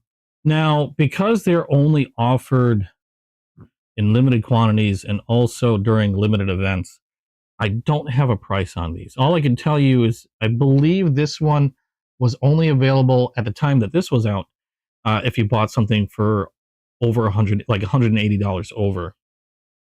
This one I got when I got the concept, and I believe you had to spend $150 or over in order to acquire one of these. Now, anywhere I've looked, when I've seen these out, like on eBay or on whatnot. Now, this one, when I got it, I can't remember how much I paid for it, to be quite honest, but I don't think I paid a lot. I'd like to say I paid anywhere from $30 to $40 for this one. But looking at like places like eBay, I've noticed these going for about $80. So I would expect these to go for about the same. I think part of the reason why the price is where it's at is because you can't buy these anywhere normally.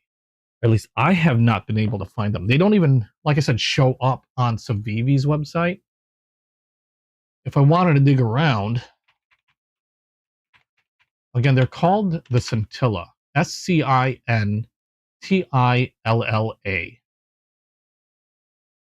And everywhere I look on this one, it's just one of those that you just can't get anywhere. And I don't know if anybody else offers the Cintilla in like the way the Blade HQ does. I do believe that these are strictly that you're only really able to get these through Blade HQ during their specials. And I have no idea when or how often they run their specials.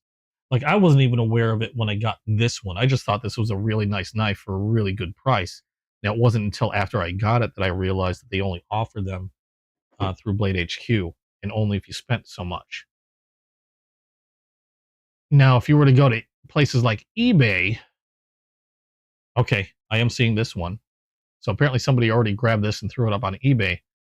This one I am seeing right now for what they consider a pre-used is $50. Don't see. Okay, somebody else has one listed brand new for 70. Oh, I see a blue one. I wonder where that came out. That's interesting. So somebody's offering a blue one with a blacked out blackwash blade for 50. I'm not seeing the black with the naked blade. Seeing this again for 65. Another one for 60, or another one for 75.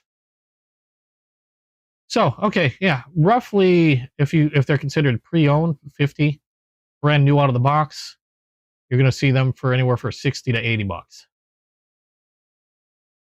I was kind of surprised to see a blue handled version. I wonder when they ran that. I don't purchase a lot from Blade HQ, but I might be keeping a closer eye now if they're going to continue to offer these knives every once in a while as kind of freebies, depending on how much you purchase. Okay, there's one with the black scales and the naked blade with a cloth, and considered brand new, running about 90. So that gives you an idea how much these are going to run if you're going to try to grab one of these off something like eBay. Otherwise, if you're planning on buying a knife that's $150 or more anyway, I would suggest checking Blade HQ and see if they're running any specials, because there's a good chance if they're running one, you might be able to snag a Cintilla without having to pay any extra. But a pretty cool and solid pickup from Blade HQ. I mean, nothing super spectacular about the knife other than the fact that it's just a good knife. D2 steel, good steel, solidly built, nice and quick, smooth action. Really? Okay. I don't know if you guys can hear me.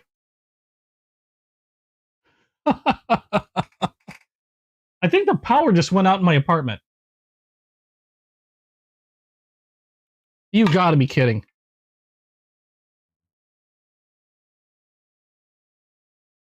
That was interesting. I am currently running on battery power. There we go. Yeah, I have.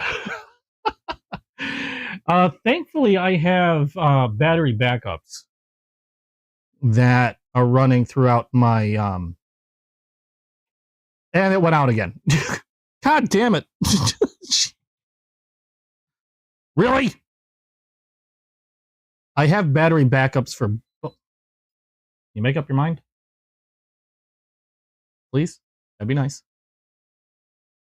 Are we good? I noticed it storming earlier today, so I didn't think it was going to be that bad. Because it sounded like it stopped a while ago. Oh no. I'm going to have to fix so many clocks later. Okay. I think we're back up. Somebody might be flipping breakers. Like I said, I'm running off battery backups. I have battery backups for my PC. I have battery backups for even my router. So as long as those lines themselves, the internet lines, are fine, I'll still have power at least for a little bit. Okay, so it looks like we're back up. I hope you can see stuff, right? That was interesting. Okay, let me everything's ramping back up again. There we go. My printer turned back on. A whole bunch of other stuff turned back on. Okay, we get it. You didn't want to hear any more about the Cintilla. I understand. We'll put this away. But otherwise, cool knife. Can't argue about free. I'm glad you see stuff. Okay, so that's the Cintilla from Cevivi. Good luck if you want to try to get one. I'm not being sarcastic. Good luck. Because I don't know when they're running another special. One thing I'll try to do, if I see the Cintilla special running on Blade HQ, I'll try to let you guys know on the Discord. I was quite surprised myself because I'm not normally shopping around on Blade HQ. Not that they're bad or anything like that. There's a lot of I'm usually getting stuff on Whatnot, or I'm getting stuff on a couple other websites that I tend to frequent a lot. So Blade HQ is on that list. I just don't normally check them all the time. But if I do see another special running from Blade HQ, I'll try to let you guys know if you want to try to get your hands on a free Cintilla. I did see that blue one though, because now I want a blue one. Yeah, because unfortunately, other than eBay, or if you're lucky enough to find one on Whatnot, I don't think it's going to be easy to get a hold of one of those, which kind of sucks because they're actually really nice little knives. Okay, so before I lose power again, we're going to move on to those 3 packages that I have yet to open up. Let me put away my Cintilla, my other Cintilla real quick. That's not going there. Okay. Make sure that's in the right spot. Okay, so we got 3 packages that I have yet to open up. And we're going to start with this one. This one's from Appalachia. Appalachia freeze-dried knives. Now, I've mentioned them before. Appalachia, really cool guy. Other than a lot of cool traditional knives, he does sell some modern ones. And probably the star of his show is he also does freeze-dried candy, which we tend to order a lot of. Like freeze-dried Twix, freeze-dried caramel. Oh my god, those are so good. Freeze-dried caramellos, freeze-dried peanut brittle. I didn't know what to think about freeze-dried peanut brittle until I tried it. And then, oh my god, it's tasty. And a lot easier on the teeth. We got a thank you note, as always. Hey, buddy, thank you for everything. Matthew. As you can see here, got this one for $43. Actually, that's the total. I think I spent like maybe a little less than 40 because that probably includes shipping and other stuff. But this one is from Appalachia Freeze-Dried Knives on Whatnot. And this is... Oh, okay. This one is a... After I take all the stickers off, this one's a Bestechman knife. Bestechman are the budget line from Bestech. And to give you an idea of Bestech, I've got these 2 Bestechs. These are premium knives. These were actually, this one's a first production run. These were serialized. This one's like 39 out of 100. Premium steels and materials. Bestech, I have another serialized one. This one's the Dolphin. Titanium, M390, I believe. Frame lock. Premium knives. This is their budget line, Bestechman. And so one of their most popular knives, actually, on Whatnot, is a Bestechman knife, and it's the Cicadas, which probably seen more of. These knives are just super popular on Whatnot. Anytime I see a seller showing off Bestechman, I get a lot of people asking for them, and they tend to fly off the shelves for whoever's selling them. They're just really nice knives. Sheep's foot blade profile, G10 scales, light, quick crossbar, solid crossbar lock. Just really good knives. And I saw this one that I've never seen before from Bestech, and I had to grab it. And so, like I said, I got it for pretty sure just under 40. And this is more of a, like to call like a CEO knife. We got a little warranty card in there. And the reason why we call these like CEO knives, this is something that would work really well tucked in the shirt pocket of a suit.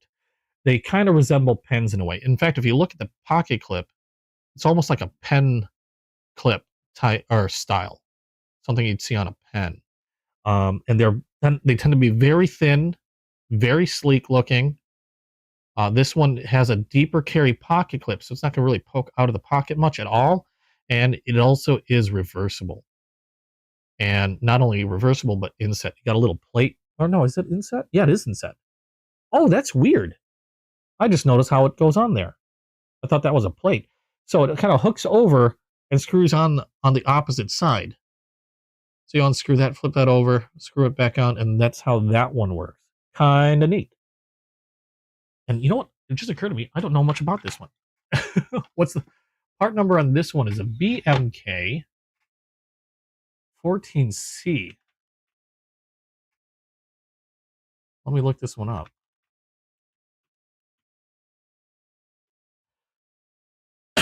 Excuse me. Okay. This is called the Bestechman Lanza. And, oh, got a deal on it. On Bestechman's site, these run about 43 bucks. And I know I paid under 40 for this one.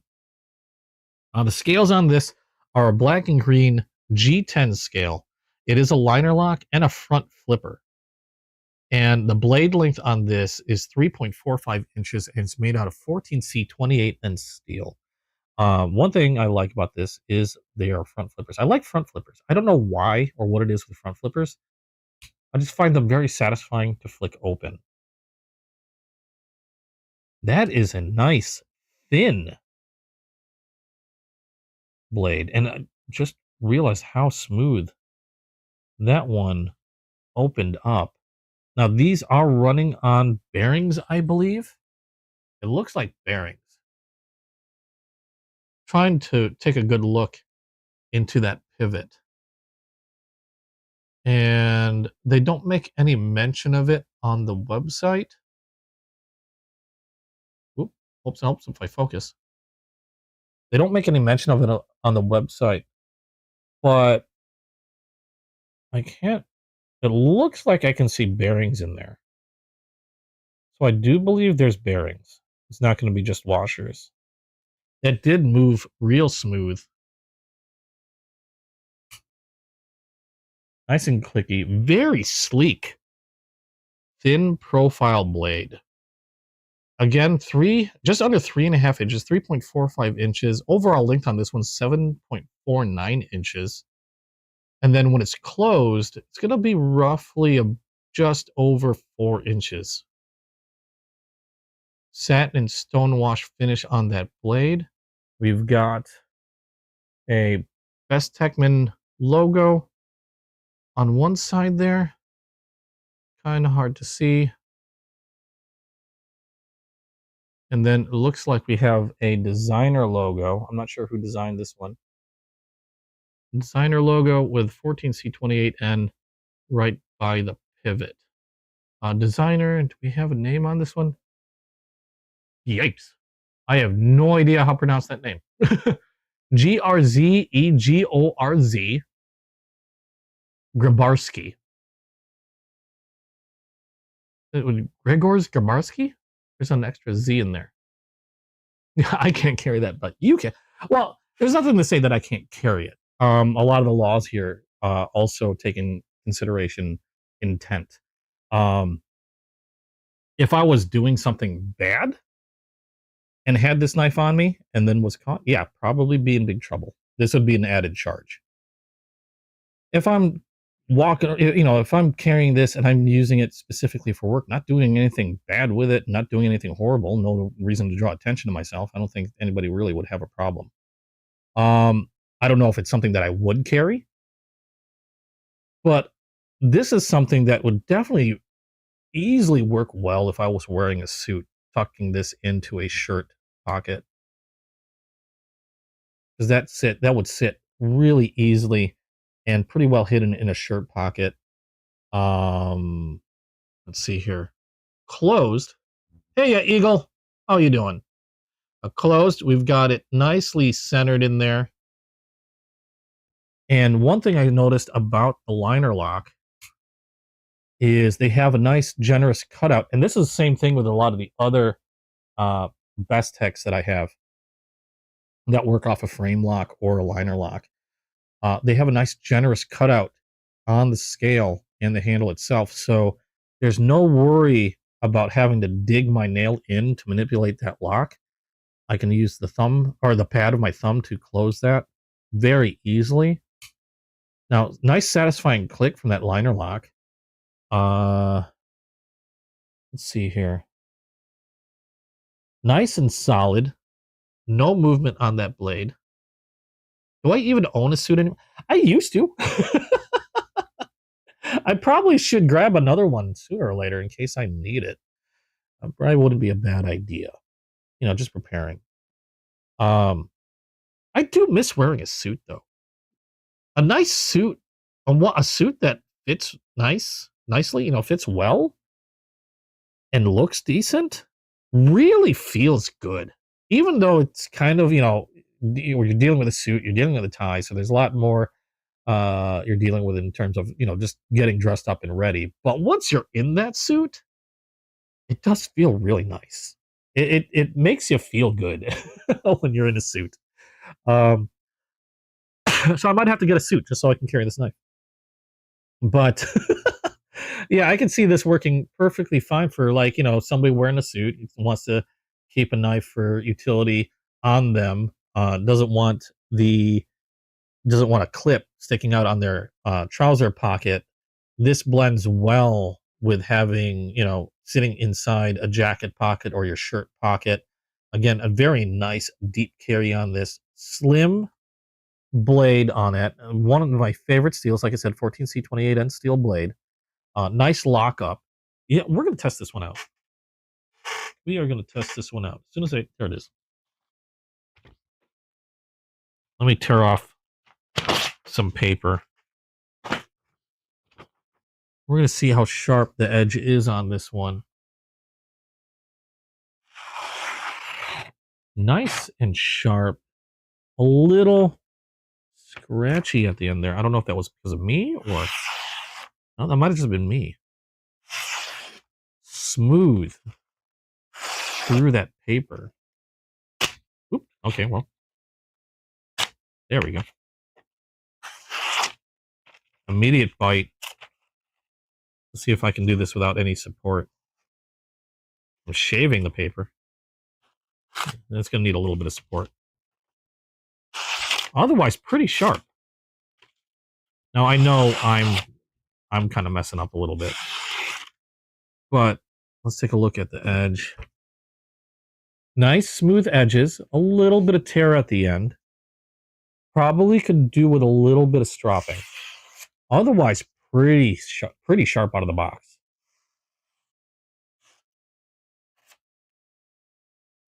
Let's see. Do I feel any burrs? Oh, don't feel any burrs. Oh, maybe a little bit. Just a hair. No, it's gone. I might have just accidentally flicked it off.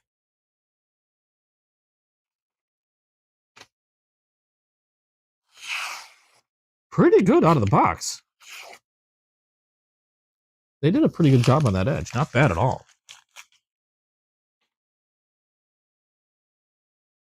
But that is a really sleek looking knife. With a really nice thin edge. You got a little bit of swedging on the back. A little bit of jimping here as well for your thumb. Was pretty quick with that front flipper. Now, again, this is right out of the box. I just opened the package. Where's my oil? Let's add a little bit of oil on there. It felt pretty quick. I like to apply oil to the pivots of all my knives. Doesn't matter when or where I've got it. So add a little bit. We're going to work that oil in a little. Make sure it's all up in that pivot. And we'll see if that changes the way that blade acts. It was smooth before. I didn't have any complaint, but something I always like to do is just add some oil to there. Yep. Still nice and quick. Very smooth. If anything, a little bit quicker on the close. Like a little bit smoother feeling when I was closing that blade. Otherwise, nice and quick. The front flipper is very easy to utilize, which is good on a knife like this. I've had front flippers, like Concept is really good with their front flippers.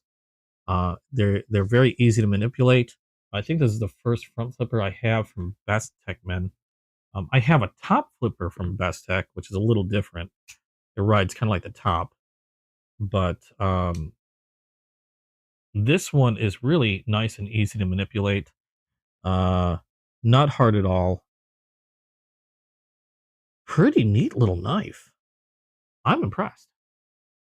I like it. Don't have to think too hard or get my hand. No, don't have to worry about, is my hand in the right position? Do I have my fingers right? Just pick it up and go.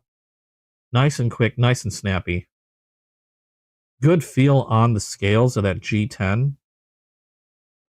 Smooth, but not slippery feeling. That's pretty good. I like it. Nice little knife. Overall length on this one, I think they said it was like just over 4 inches. So it's not going to take up a lot of space in a pocket. And even when you have it in there, that clip, yeah, very deep pocket carry. Not going to really see too much of that. And what you do see is probably going to resemble more of a knife than anything. Pretty cool knife from Bestechman. And got it a real good deal from Appalachian freeze-dried knives on Whatnot. So happy I got that. Let's put that in the bag for now. I got to do a video on this one. I'll go more in depth later on. But pretty cool. Glad I came across that. We still got 2 more packages. We're going to do this one. Oh, no. This one's from EDC Gripper. Morgan, I'm going to need your help on this one. Is Brett anywhere nearby? If Brett is nearby, tell her to go away. Tell her to shoo. Yeah, well, I don't even need a knife for this. This one is from EDC Gripper on Whatnot. This is not a knife that I would normally pick up, but it's a knife that I wanted to get for somebody as an early Christmas present. And unless I really like it, then in that case, then I'll just keep it for myself and get something else. But this one is taped up, so I do need my knife. Let's cut the tape here. Oh, and just in case your knife can expose you to chemicals which are known in the state of California to cause cancer or birth defects, just like pretty much everything else. I think breathing itself has a chance to cause cancer or birth defects in the state of California. I'm pretty sure. But this one is from I don't know what. Size F. Who made this knife? I don't know. I don't know the manufacturer on this knife. But I just wanted to know if this is something that the person of interest might be interested in. This is looks like we got a rear flipper. We've got a fuller on here, which I don't know if I can manipulate. So it's going to be pretty much the rear flipper. It is assisted. So there's a spring there that you got to overcome when you close it. Liner lock. I don't know who makes this. I'm not seeing any markings on this one. Liner lock. See how solid this is. No movement. That locked up pretty well. Nothing left or right, side to side. Morgan, you gotta let me know if this is something you think they would like. I just saw it. It was super inexpensive. You got a deep carry pocket clip that is not reversible.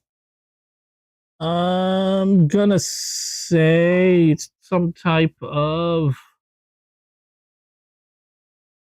I don't know, maybe FRN scale, maybe acrylic. I don't know. I don't know what kind of scale it is. It's a venom knife. So if you're a yes, it is. It's a China blade. A lot of stuff is made in China. You know what? I've got a majority of my knives are made in China. I do have some American-made knives. I do really like them. But, I mean, concept, Remet, Bestech, I believe Bestech's China. I could be wrong. Taiwan, you've got Rat, Model 1, Model 2. Freaking amazing knives. One of the best knives in my collection. Made in Taiwan. Do I like American knives? Yes, I do. I have a lot of case knives that are made in America.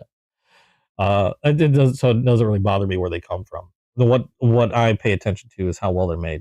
This one isn't bad, actually, surprisingly. And this was really inexpensive. But Morgan's going to let me know. And Morgan is currently distracted. Either that or trying to hide Brat somewhere. Morgan, you got to let me know. If you think there would be interested on this one, there'd be interest on this one. Again, it's assisted drop point blade, rear flipper. The fuller on this doesn't really appear to be usable in terms of, well, I can pinch it open. And because of the assist, it still snaps. It still manages to snap out. Liner lock is easy to access on this one.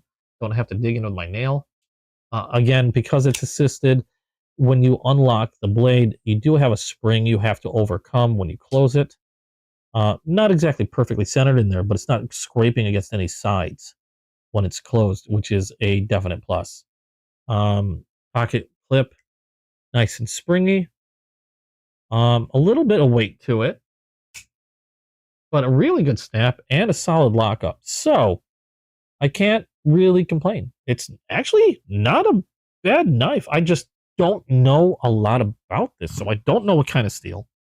It doesn't come in a box with any real markings other than this model number, so I don't know. It was inexpensive. The venom looked kind of neat. Let me know what you think, Morgan, if you think Brat might go for something like that. I just picked it up because it was actually, I think it was more of an add-on. And then I grabbed that because I was like, oh, it's Venom. That's kind of cool. But let me know if you think that there might be some interest on this for Brat. Either way, I wouldn't be disappointed because it was actually inexpensive, but pretty nice.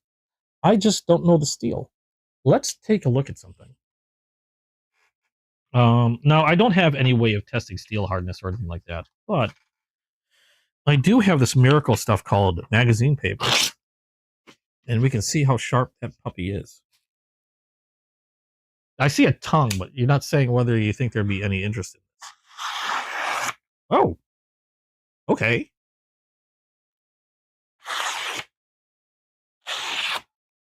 That's sharp. Sharp. A little bit of magazine residue on the edge, but not a lot. So it's not a super toothy edge. So it's not doing a lot of tearing. It's cutting pretty well through that. So nice sharp edge on this. Oh no, oh well, I might just keep this for myself now. Does that mean I still have to keep hunting? Gosh darn it. She's gotten out of the venom. Of course she's getting out of the venom stage as soon as I pick something like this up. I'll try again. To be quite honest though, I'm not complaining. It's actually not bad. I just wish I knew what kind of steel this was. That's pretty sharp. So if you guys have, oh, that's not from Appalachia, that's from EDC Gripper. If anybody has some information on this knife, I would love to hear it. That's the model number. They don't really give me any other info. So we got PF55D, and if I look that up,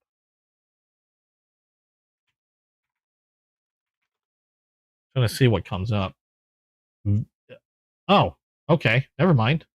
Why didn't that come up before? Black Skull Blades, villain 3D graphic. Oh wow, really? $20? I didn't pay that. 8-inch overall, 3.5. Oh, it's CR13 stainless steel. Okay, not bad. Okay, aluminum handles. Really?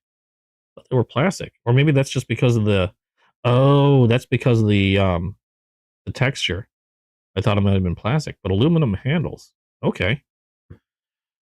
Aluminum scales on that one, and a pocket clip. Okie dokie. Can't argue. And I got it for a lot less than that, so I can't complain. Well, if she's interested, this could go her way. Otherwise, I guess I'm going to have to keep hunting. Oh well. It is a pretty neat graphic though for Venom. I have to admit. I mean, admittedly, that's why I picked it. I was like, that's actually kind of cool looking. Sometimes I will pick up stuff that, just looks cool to me. I have a Hello Kitty knife for crying out loud. Okay, so that was from EDC Gripper. Now this is going to be probably, even with all the premium knives that I've opened up, the other premium knives that I've opened up, this is going to be the most interesting open for me today. $9.40 is what you're saying?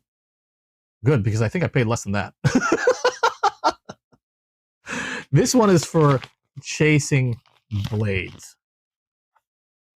This has something special in it. And hopefully I didn't just cut it in half. First of all, because these work amazingly well. Oh my god. We've got a case, leather chamois, chamois, which is just, I have one that I've been using to just wipe blades clean and polish knives and stuff like that. And they work really nice. So I grabbed another one. They're like only about like $60. I'm kidding. It's like 10, 12. I forgot how much. It's not that expensive. But they're really nice. So I had to pick up another one. And then this one, he made the mistake. It's his fault. I love you, Chasing Blades, but this was your fault. He ran this one for $1, and I don't think anybody else jumped on it. So I ended up getting this for $1. This is a Rough Rider. I've been refraining from a lot of Rough Riders because I'm concentrating a lot more case lately and more premium knives. In fact, I've sold a few of my Rough Riders already. I'm still debating whether I want to sell more, but a lot of the Rough Riders that I have left are ones that I really like. But this is a Rough Rider, and this is a tiny, itty bitty Texas toothpick, and I don't know what the scales are on this. It's almost like a black pearl. Let's focus. But it's a very pearlescent scale on this, which is one of the reasons why I jumped on it. It has a little hole attached to your keychain. I mean, this is not an expensive knife by any means. But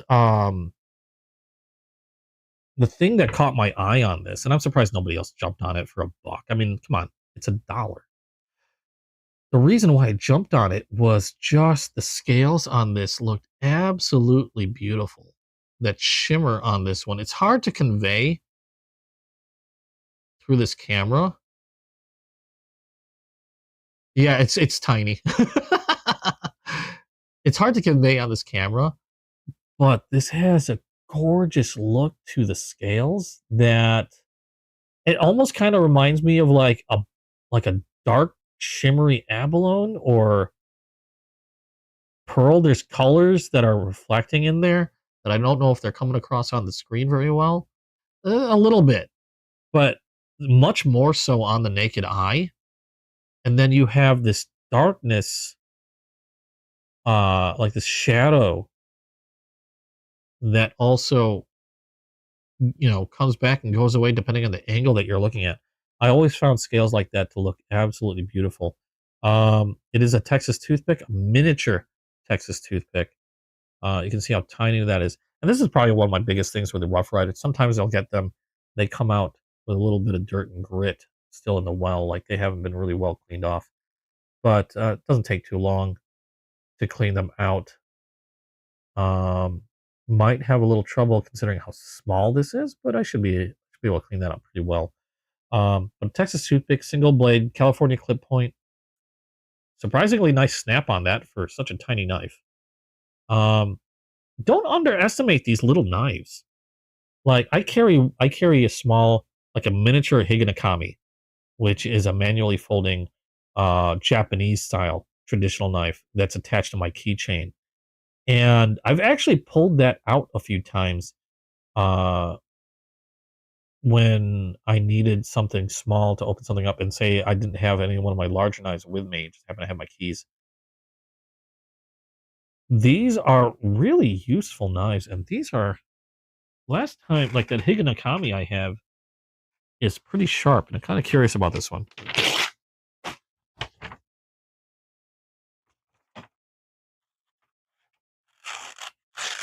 Okay, bit of tearing. That's going to need some stropping, but otherwise, very still usable knife. You can, now this is why I like using magazine paper. You can hear the difference. I can definitely feel the difference compared to something like that Bestech knife, where it almost floated through this paper. This one, there is a bit of tearing on there, so it's not the sharpest knife in the tool shed, but with a little bit of stropping, these little knives can be very useful. This one I got more of just an interest collector's piece because I really liked the color of that scale. I can sharpen this one up. It's going to have to be done freehand because it's such a small blade, but a little bit of work and I'm sure I can get that to pretty razor sharp. And that could be something that you can hang on a chain, put around a neck, like a little tiny folding neck knife. You can even just stuff it in your fifth pocket, the little tiny pocket in your jeans, and tuck it away in there. And now then you'll always have even a little tiny knife at the ready whenever you need it.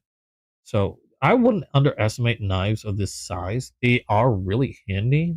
And there's been a number of times where I've had to pull a knife out that was this small because I couldn't carry something bigger, or just where I happen to be. I have it attached to my knife. I have mine attached to my keychain, and they're just super handy in uh, like an emergency setting if you really need one and can't get a hold of your others. But pretty neat little knife. Again, mainly for the scales though. The scales on this are gorgeous. Really cool. Yeah, they're beautiful.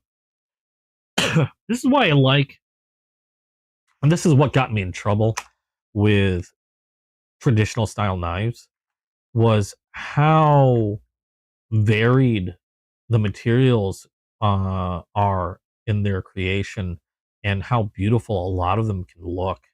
And they really knew what they were doing and making them very collectible pieces. Even the Rough Riders, which are super inexpensive, still highly collectible. And probably, again, I don't I have a hard time recommending knives that are anywhere like around $10-15, because a lot of times when you get a knife that's 10 or 15 bucks, material wise, quality control, a lot of stuff tends to go down the tubes for knives that are like 15 under, even $20 and under. But Rough Riders, even though they fall into that same price range, a lot of their knives, they have a lot of more expensive knives, but a lot of their knives tend to be around the $10 to $20 price point. But I would recommend those knives over almost any modern knife of that same cost, because they're just really well made. I have so many Rough Riders that I've only had maybe issues like maybe 2 of them. And they do have a lifetime warranty on them. So even though they're very inexpensive, if you ever run into any trouble, you can always go back to Rough Rider and they'll take care of you on that. So those Rough Riders are the only ones that I'll steadily recommend at under like $20. If you really can't spend much on a knife, but want a decent one. If you're looking for a modern knife under $20, I don't know. I mean that one was really nice, the Venom one, but I have no idea how long it'll last. I don't know, it's so far it's been pretty good, but then I've had knives that were pretty good, that were pretty cheap, that after a little while they start to show their true colors. Now here is the one I've been waiting for. This one is the other one that came from Chasing Blades. Doesn't come in a box, no sheath, and with very good reason. Because this is a vintage knife. And I got this with a very, very specific idea in mind. If I can open it without tearing everything apart. Like I said, this is a vintage knife. This is something that's not really being sold anywhere anymore. Which is why it doesn't have a box or anything. This is made by Case. So we already know it's an American-made knife. And this is a double-bladed folding hunter. Now, this came out of Chasing Blade's own personal collection. He had a hard time letting this one go. Because it was part of his personal collection. And he was hanging on to it, and he knew my interest in it, but he also wanted to make sure I got a fair price on it. Because the reason why I got this knife is it was made the same year that I was born. Which, sad to say, then qualifies it as a vintage knife. I'm old. So this was made the same year I was born. And the funny thing is, I was trying to hunt down a Case knife that was born on the same year. But most of them I was looking at were the trapper style, meaning a much smaller two-bladed knife. I was actually very surprised to see him pull this thing out. Because I did not expect the one that he had to be a full-on hunter, which is as you can see here, a relatively sizable knife. Now, to give an idea on the size, what I was expecting was a trapper. And a trapper, this is another Case, this is a trapper, is this here. This is a 6.5 bone stag trapper. And they normally come with a California clip blade and in this case, they normally come with a spay blade. This one comes with a Warncliffe blade. It's a Warncliffe variant trapper. But they're the same size. And this is what I actually expected him to find. Similar scales, but this size. And normally when I've looked, I've seen people find these the same my birth year, and they were going for like $200 to $300. And then he pulls out a hunter, which is a much bigger knife. And I was thinking, oh no, I am never going to be able to get my hands on a knife with my birth year on it. But he actually gave me a really good price. I just had to promise him visitation rights because, again, this was from his own personal collection. So I have a knife that is now mine that is born on the same year that I was born. But I did have to give him visitation rights. So he can visit his knife, or this knife, my knife, anytime he wants. Like I said, it is a Case knife. I don't know if I want to tell you the year. Like I said, it was born the same year I was born. It is considered a vintage knife. I don't know what these are made of. Oh God, hold on.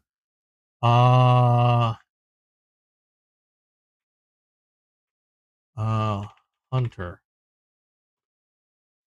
I really don't know much about these. But the funny thing is, I've seen, oh my god. Okay, that's a different one. Scared the crap out of me. A half Congress version of this is going for $400. A Jack is going for $350. $500 for another half Congress. Do they have a Hunter in this one? I know I didn't pay that. Oh my god. Did he really give me that good of a deal?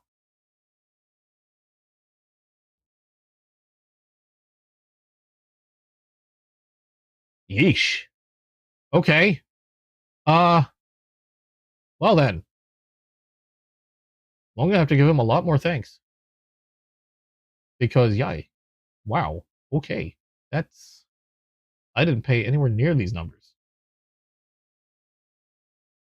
Okay, anyway. What we have here is a Case Hunter. What are these made out of? Are these bone? Or is this... I'm guessing this is bone. I'm trying to find a similar make. Like, from the same year. Because they all appear to be the same material. Have an extra slip joint. Brown bone. Okay, so it is a brown bone handle. Now, I'm not saying that this is $300 or $400. The ones that I'm looking at from the same year, they're different patterns, and of course, they're going to vary in price. I just happened to look at one that was in apparently brand new condition, which is going to be super rare. But brand new condition of the same year was running for about $400. Now, obviously, this is not brand new condition, but I didn't pay anywhere near that much. I would have cried. I would have cried. I would have told them there's no way I can get that, and I feel sad now for making you pull it out. But yeah, he had a hard time. He like held on to this during the, he had this for like weeks. He knew I was looking for it, and he's like, "Yeah, I've got it. It's in my truck. Oh, my truck's in the shop." And for weeks, this would go on. And then just this last week, he's like, "I finally have it out of the truck." And then for the whole entire show, and his show is run for a good 4 or 5 hours, he was like, "I don't know yet," and he'd hang on to it. And he's like, "I just got to think of a good price. It's A, what I think it's worth, and B, what he thinks I would be happy with." And I was happy with it. He told me the price, and I'm run it. And everybody else was so nice about it. Everybody else during the show was like, "Don't anybody else bid on this." They were all saying, they were all in chat going, "It's squirrels. Don't bid. Don't swipe. Let them have it." The knife community on there is just amazing. And I swiped it. I was holding my breath the entire however many seconds that auction ran for, and I got it. Nobody fought me on it. I felt super lucky. Now, again, this is a vintage knife in surprisingly good condition. I do see a little bit of cleaning that I could probably do on it. Let's take a look at this one. But this was the big one for this show that I couldn't wait to open up. I wasn't sure I was going to get it today. I thought I wouldn't get it until next week. Ooh. We have a nice California, I think they're both California clip points. Hold on a second. Really strong springs on this. Oh, no. Really? Okay, so we have a straight back. Is there a curve to this? No, we have a straight back edge on this. It looks like he might have polished this a little bit too before sending it off. He might have given it a cleaning before he sent it to me. So we have a straight back blade on one side, and we have a California clip for the secondary. Now, I call that the secondary because it's the one farthest away from me if I'm looking at the badge side. So I consider this the primary blade, and then I consider the other one a secondary. So we have a secondary clip point on this one. Really strong springs. It's taken me a little bit of effort to pull those blades out. It looks like he did polish the blades a little bit, but I am seeing what appears to be some oil at the pivot. Is that oil? I don't know. Or it's just shine. Might just be shine. It looks like I can still give this a decent cleaning. I'm going to try to clean this up while we're doing this, since this is the last package. Really good condition. I'm really beginning to think, because I could have sworn I saw a little bit more in terms of like dark spots on the blade, but he might have gone ahead and polished that up a little bit, cleaned up the blades. I don't know if he did any sharpening to it. I know that he had kept this in his truck. It was like a truck knife. Very well might have used it. I don't know. He uses his knives. He doesn't, or at least his personal collection. And this again was from his own personal collection. He's got another number of knives from his personal collection. Some he does give or offer for sale if somebody's willing to pay the right price for. He just knows I was looking for this one. Decent snap on that one, not too rough. I wanted to open it up and let it snap down. So I want to take a look at that edge. It did not hit the back spring on that. So that's good. Let's take a look at this one. Again, nice, decent snap. Did not hit the spring. No edge damage. Just with every other case. And like I said, this is a vintage. So back at the time, like now I've seen video of case knife manufacturing for, a lot of the knives that I currently have from Case. And a lot of the stuff is now, they have a lot more machinery and stuff like that. There's still a lot of stuff that they do by hand. But, obviously a lot more is done, more, they use a lot more machinery to mass produce more. This was made at a time where I think pretty much the entire process was still being done by hand. Obviously they still have or use machinery for like buffing and stuff like that, but it was still done by human hand for a lot of the work. So that's another interesting thing about having a case knife from this age. I'm making myself sound older and older. Now, I don't know the type of steel used on this. Hey, Rex Driver, you just visited the Case Zippo Museum in Bradford. Worth a visit. I would love to visit that place. I would seriously love to visit. I don't get out much, unfortunately. Let's see here. I'm trying to see what other information I can find about this one. Now, I am looking at basically what I'm doing, because I can't find this knife right now. I am looking at other knives from the same year, and also that look similar. What I am currently looking at is a half Congress from that same year. So we know that this is brown bone. Oh, this is carbon steel. Okay. Well, at least the one that I'm looking at is carbon steel. So I would gather that this would be similar. So carbon steel. So I'm going to have to take a little more careful or take better care of this one because it's not a stainless steel blade. Oh, and welcome, Rex, to the stream. Glad you can make it. So yeah, not a stainless steel. I am really impressed though. I just noticed I'm looking at the blades. Really well centered in the wells. No, I mean, obviously this is old. This has been, I'm sure it's been used. And I don't know if that's oil or just needs to be cleaned. I can see a few blemishes that may have been polished out. Otherwise, it's still in great condition. And if somebody did sharpen this, they did a pretty good job. They didn't like do some hack job with a sharpening stone and make it look all god awful. I see a few nicks on the very point that could be worked out. Debating whether I want to run this on my sharpener tonight.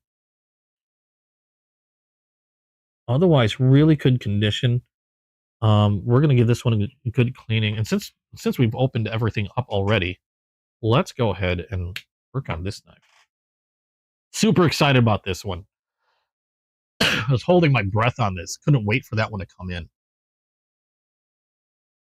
Oh, I'd love to. Yeah, Case owns Zippo, which is why it would be a Case and Zippo museum. I don't have any Zippos. I don't collect Zippos because my girlfriend has a thing, an ex-boyfriend thing that apparently she annoyed the crap out of her with, or he annoyed the crap out of her with Zippos. So I don't bother with those. Although I wouldn't mind having a Zippo. Let me grab. Here's my oilcloth. We are going to give this one a good cleaning. I'm not going to tell you the year. I'm not going to say the year because I'm going to date myself horribly. But I'm just super excited for this one. Really good condition too. I can see why he had a hard time letting this one go. We got a few scratches here, no big deal. I mean, especially one this young of a knife. Really awesome condition on this. We are going to give this an oiling.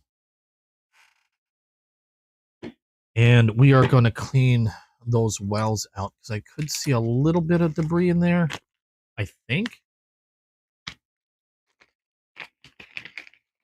And like I said, I was shocked. I didn't expect a hunter. I was actually hoping for I was just hoping for anything really with my birth year, but for him to pull out a hunter, wow! I am giddy. I can tell you right now, of all the knives that I've opened today, yes, I love my new concept. The concept is freaking amazing. But in terms of quality craftsmanship, the fact that it's born on my same year and it's in good condition, favorite knife right here is this Case. Runner up would be that concept that I got today. And I'm talking about the Newhall. Although that corvid still is really cool. So we are going to go ahead and we are going to clean this knife. And this is going to be the moment of the stream where I pretty much just open it up to everybody. Not that it hasn't been opened up to everybody, but if you got questions on anything that I have, just knife questions in particular, I'm not an expert in this. In knife, like I said, I've been collecting for a while, but I would never consider myself to be an expert. I just enjoy collecting knives. And traditional knives is something actually relatively new to me. Most of the knives that I've collected in the past years have been modern style knives. I've had a few fixed blades and a few um, traditionals, but it was only really within the last several months that I started really collecting traditional knives and um, not realizing how much I would end up enjoying collecting these things. They've just been the ones I've come across have been exceptionally beautiful, and it's just been fun to do. And they're really handy to the point of where now I'm always carrying a traditional knife with me. A traditional knife has now become a part of my regular EDC. Now, I do carry like, oh my god, it's funny because I thought about it and I realized that on a normal day when I head out of the house, out of the apartment, I carry an average of 4 knives on me. I have a modern knife that I always carry in my pocket. I have a traditional that I always carry with me because especially now because the traditional that I carry with me is something that I carry because my girlfriend had bought it for my birthday. And so now I carry it with me because it's like having my girlfriend with me wherever I go, a part of my girlfriend. This is the one she got me for my birthday, a Mediterranean peach jig, peach jig Mediterranean. Oh my God, they really got to come up with names, Case. Peach jig Mediterranean blue Sodbuster Jr. Good grief. And it's one of my favorite knives. And this one always goes out with me. But yeah, I'll have a modern knife with me. I'll have that knife with me. And a lot of times I'll have another either modern or smaller traditional knife with me. And then I realized I still have that one of my that goes with me all the time that's on my keychain. And I was like, I carry 4 knives with me every time I leave the house. never never really thought about it until recently. But yeah, that's generally what I end up carrying when I go out the door.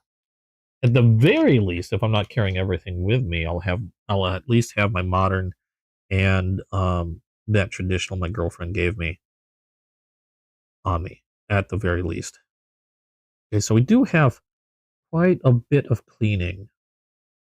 There is a bit of gunk in here that I am removing. These brushes that I'm using coming out like a deep black. Like, ew. Yipes. Good thing I bought a lot of these. How gross.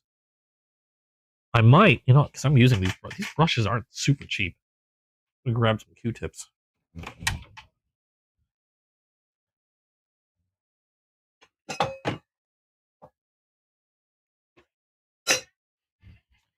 And I just hope the Q-tips are small enough to fit in some of these areas.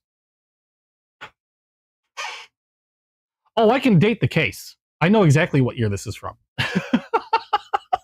I just don't want to say. Because I have a firm belief that as long as the more people that believe I am 27 years old, I will be 27 years old. So I just need everybody that I come across to believe I am 27 years old. The problem is there's some little shithead running around thinking I'm 80 years old. He's not helping. So, yeah, just trying to get people to believe I'm 27, and we're going to leave it at that. But no, I do know the date on this one because I got this from Whatnot, from a seller that I have developed a pretty good relationship with. Great guy, chasing blades, had this in his personal collection. He knew I was looking for something that was in my birth year, and this was part of his personal collection. And it took a little bit, but I got him to part with it and sell it to me for actually. Now that I've been looking at, trying to figure out prices, for what I believe to be an amazing price. Like, oh my God, he really gave me a good price on this. And I'm also very surprised at the condition that this knife is in. Now, yeah, it is dirty. It needs some cleaning, and we're doing that now. But still super impressed at how good the condition was. I mean, yeah, it's used. It was a user. But even as a used knife, the condition of this is amazing to me. I will try it. I will continue to try to be 27 years old. I don't know why 20. Why did I pick 27? I don't even know why I picked 27. I can't remember. I can't even remember when that started. I don't remember when that whole thing started. That was a used tip. I can't remember when I started doing that. I just thought it was funny. I mean, you're welcome to guess. But yeah, I know what year this was made because I was specifically hunting for one. The big surprise, other than the condition of the knife, was the profile. I was half expecting something like a Stockman or Congress or even a a trapper. I did not expect him to go, found it, here it is, and pull out a double-bladed hunter. So that was another shock in of itself. And those Q-tips are a little on the big side, so I'm stuck using these more expensive little brushes. That's fine. Worth it. Totally worth it. And I'm using Japanese camellia. I don't know how to pronounce this. Japanese camellia blade oil, which is a food safe oil.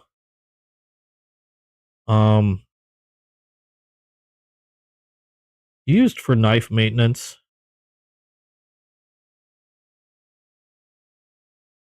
With my case knives, I like to use this oil to clean. Well, and usually case knives. Now this is an exception because this is an older vintage knife. But normally I get a case knife in the box. They're actually surprisingly pretty darn clean out of the box. You don't normally have to do a whole lot. Rough Riders tend to be a little bit more gnarly and do need a little bit more cleaning. Not saying that they're bad, but they're whatever cleaning process they use when these go out, they could do it a little bit better, honestly. But case knives have been pretty darn good in that department. Like, I'll still oil them down. I'll still run a brush or Q-tip through them. But there have been more than a few times where I'll run a brush like this or Q-tip through them, and it comes out almost clean, aside from just having the oil I poured down the well on it. So we're making sure we're getting all that grime out of here. Because there was a little bit of grittiness when I was opening this up, which admittedly was to be expected. This should help with that.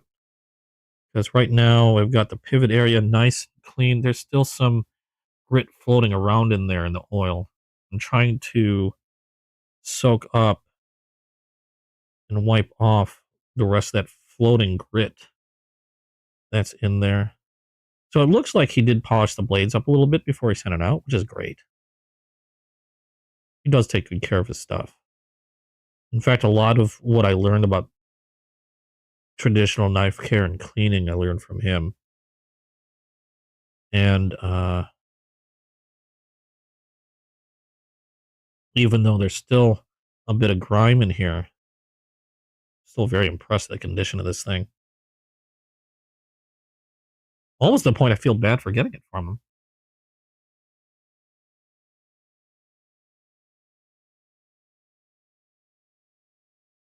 Okay, so I think I got a majority of the gunk, at least this part of the pivot area. That took me a lot longer than usual. And what we're going to do is we're going to open this up. A lot of people, I know people that will take this and in a bin full of similar oil, they'll just let it sit in a bin and just like swim around for a bit.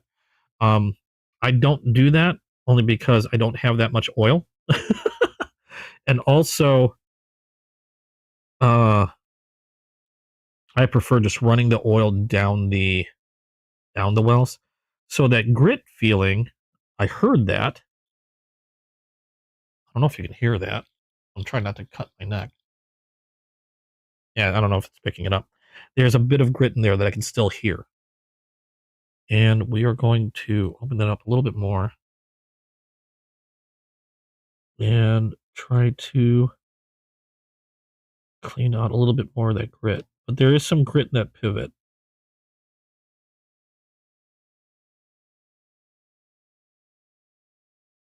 And I can hear it. I can feel it. It's not bad.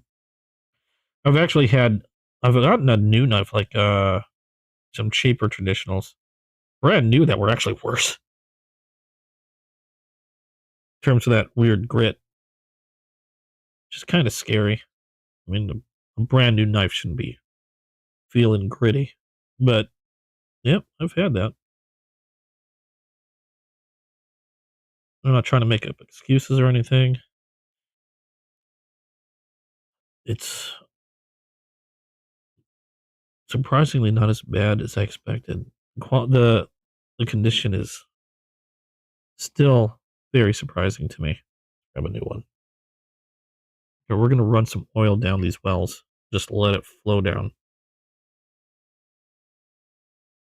And try to carry a lot of that grit down with it.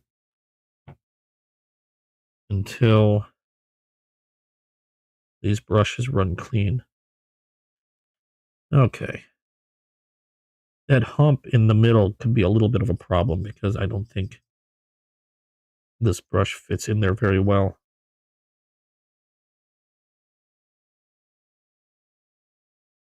But managing to clear a lot of what was in there out. The biggest worry is just that pivot area. Eesh.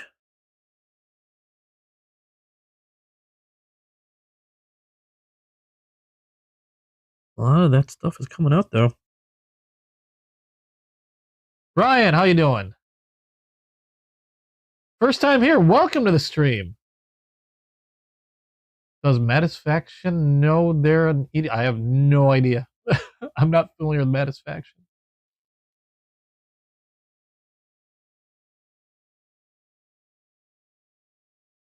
Okay. Let's see where we're at. Well, welcome to the stream. Getting a lot of that out of there. And also getting a lot of that on my hands. I probably should have worn gloves. Oh well. Sometimes you're just going to get a little dirty. I'm using a lot of these little, they're like microfiber Q-tips, like little microfiber Q-tips. But they do a really good job of getting in places that can't reach with a regular Q-tip. Just a little on the pricier side. But it looks like a lot of that stuff is cleaned out. To the point of where the tip of these little swabs aren't nearly as dark as they were when I first ran them through. Try to wipe the sides of the well down a little bit in case there's anything hanging out over there. Otherwise, the springs are looking really good. Springs are looking a lot cleaner than they were.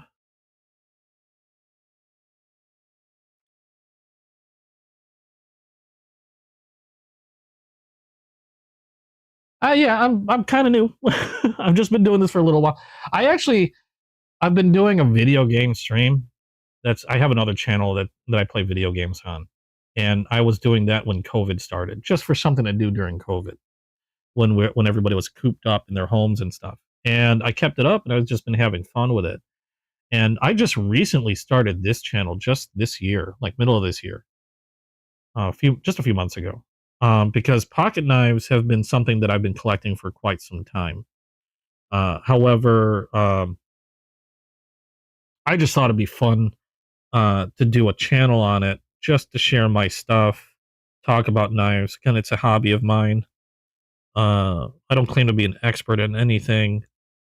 It's just something that I enjoy doing, and I figured, what the heck, why not?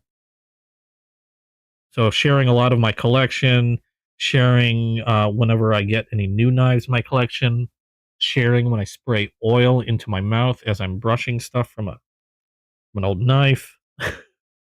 Yum. It's just a fun thing for me to do. And another way for me to also learn. I've been collecting primarily modern knives, but just recently I've had a few older and traditional knives in my collection, but it hasn't been until like relatively recently that I started collecting a lot of traditional knives.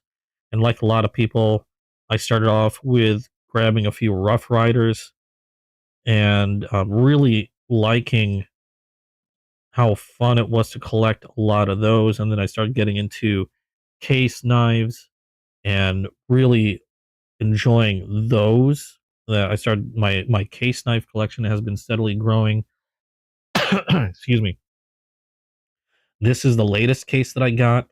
It's a vintage folding hunter that I wanted because I wanted something that was born on the same year. And the person that I do business with for the majority of the person I do the majority of my buying from, who's on Whatnot, happened to have uh, a knife with a year that I was looking for and surprised me with this hunter and gave me a really good deal on it. That I had to pry it from his hands because it was part of his collection, but he gave me a really good deal on it. I just had to promise him visitation rights.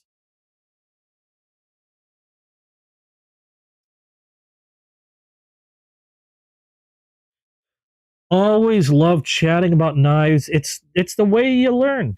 I mean, like I said, I don't profess to be any type of expert on this. Even though I've been collecting knives for a while, I'm always still learning something new. And again, traditional knives especially is a new thing for me.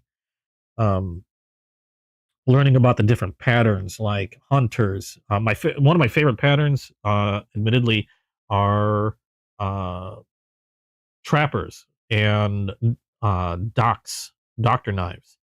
And I've got a little bit of a lot. I got a little bit of everything, but those are probably my favorite ones. And lady legs. I have a thing for Rough Rider lady legs. Don't judge me. They're weird. I like them because they're weird. So I have quite a few lady leg knives, and but yeah, those are probably some of my favorites. The trappers, the Sodbuster Juniors, the doctor's knives.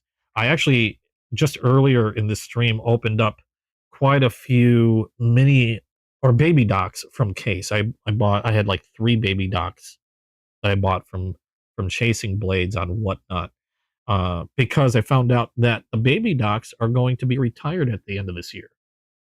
They are going to be going into the Case vault, and I don't know if they're going to be introducing a new pattern or a pattern that was previously retired.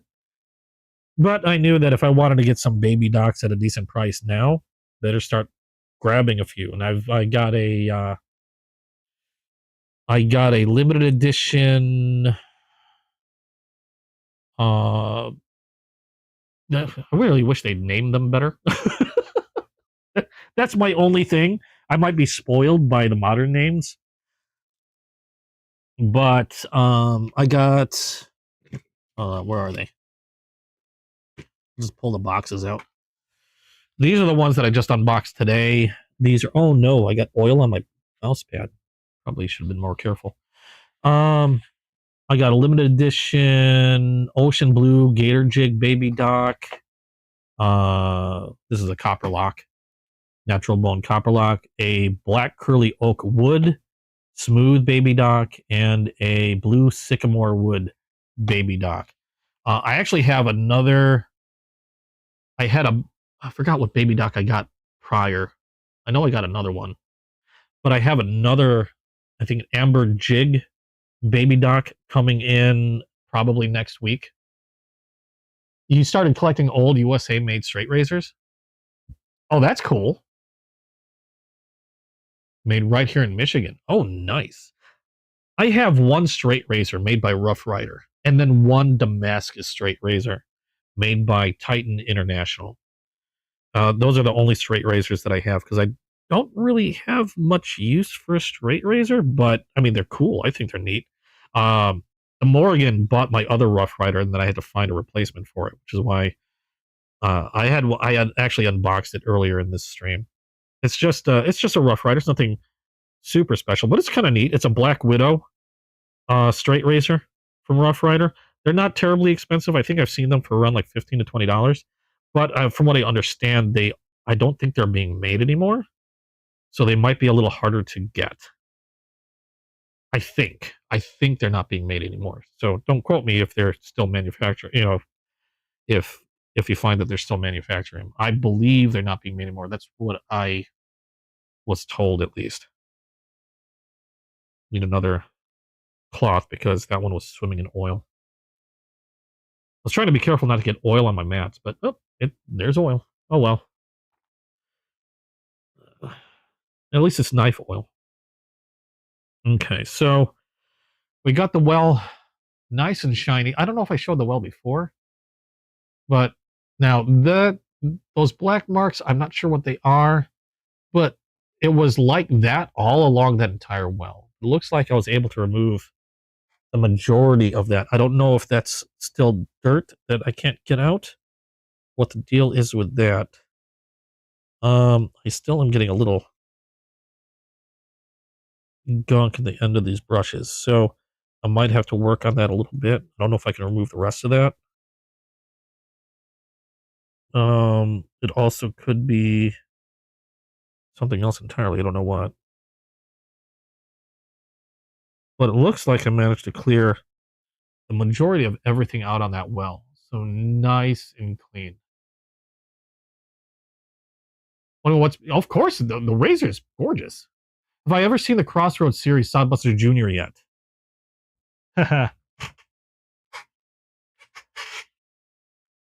Yes. Yes, I have. I have a Crossroads Black Micarta with the neon green liners, S35 VN steel.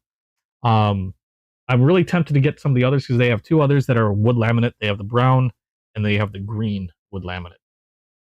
But I like them. S35 VN steel. A modern steel in a traditional knife, which I really like. And great snap on that too. And it sits in a case leather slip. That's the other one that if I'm carrying another traditional knife on me, it's usually going to be this one. But this one's the one that's always going to be on me. This case right here. That one's always going to be on me. You have that exact one, Rex? They're beautiful. Oops, just drop it. Hold on a second. Ugh. There we go. Excuse me. That's the exact one you got, Rex. They're great knives. They're exceptionally great knives. You want that one? You know what? If you're on Whatnot, go check out Chasing Blades. He's probably him and Appalachia are my two favorite sellers when it comes to traditional knives, and for very good reason. Chasing Blades, like I said, I've developed a really good relationship with them. They're great sellers, first of all. They don't pressure you into anything. And anytime he shows a knife, like if he's selling a knife, he'll take his time. He's never going to be in a rush. So don't go to him if you're going to be rushing anything, because he's going to take his time. Because what he's going to do is he's going to open the box. He's going to look at the knife. He's going to show you the knife. He's going to go over every bit of that knife.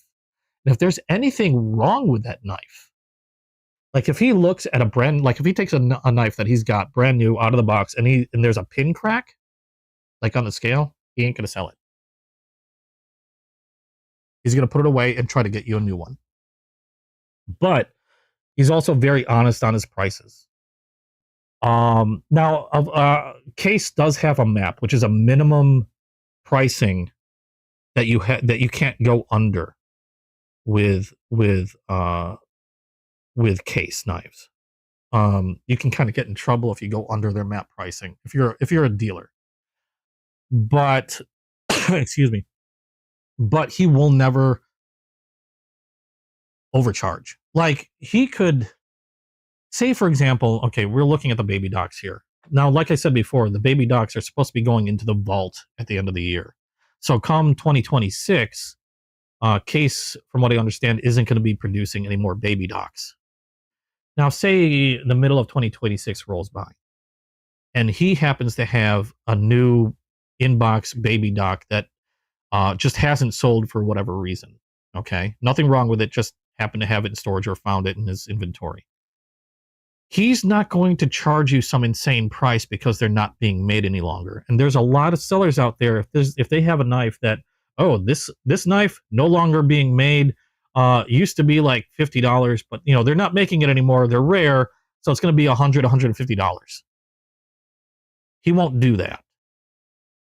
if the knife was $50, now I'm not saying this was $50, but if the knife was $50 retail, retail or not retail, if it was $50 map when they were available, and say they're not being made anymore, he will still sell you it for what the regular price would have been.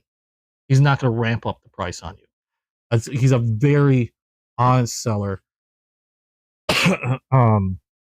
and just a great guy overall. And like I've seen a lot of sellers. I've bought a lot from a lot of sellers and on whatnot, and he is truly one of those that I would definitely trust when it comes to buying knives. In fact, because of that, I've probably bought most of my knives, especially case knives.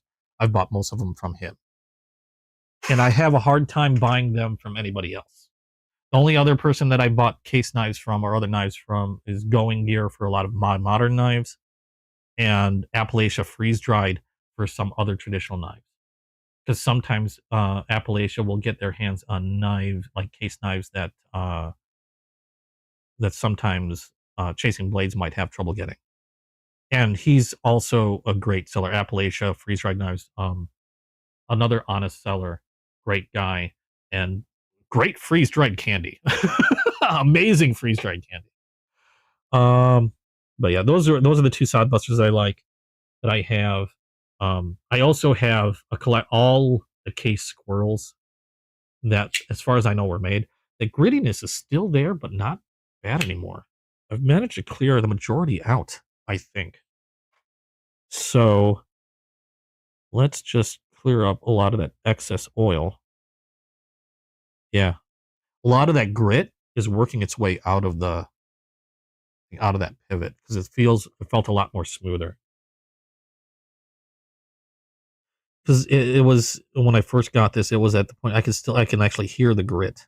I was opening the blades up. So it's a lot better now. A lot of that gunk, you can see it, some dark oil, some dirty oil leaking out from the back. So a lot of it's working its way out. Still surprised at the condition of this knife. From 19... You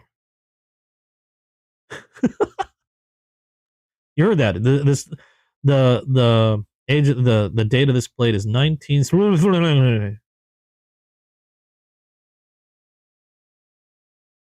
There you go. Yeah, still a bit.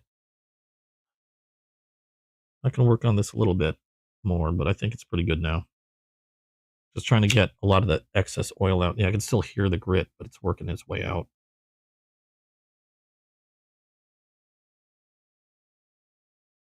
It's a lot smoother feeling than when I first got it, that's for sure. Or when I first opened it up. Still some grit on those springs. And then what I'm going to do is I'm debating whether I want to sharpen this or not. What time is it? We're getting pretty close.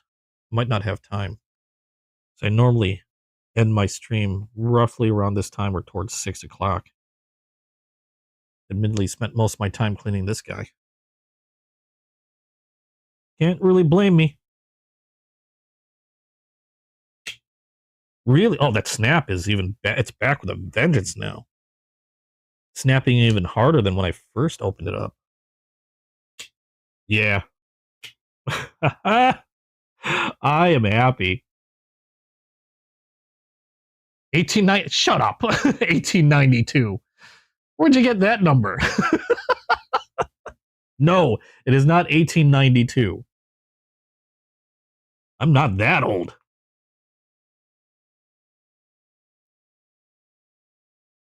$1892. Rude. Well, you know what? While I'm doing this, do you guys have any other questions? I mean, in regards to knives, or did you have a favorite knife from the ones that I've showed you so far? Like, obviously, I'm a little partial to this one. This is really, out of everything that I've opened up today, this is my winner right here. Not that I disliked any of the other knives that I've opened up today. I do have others. I mean, that concept is freaking awesome. But I mean, this one is, it's got to be my favorite for this stream. Definitely my favorite for the stream. And wow, that bone, after shining it up and a little bit of oil on that, it's gorgeous. It's got a little, I mean, some scratches. It's got history. That's what I should say. It's got some history to it.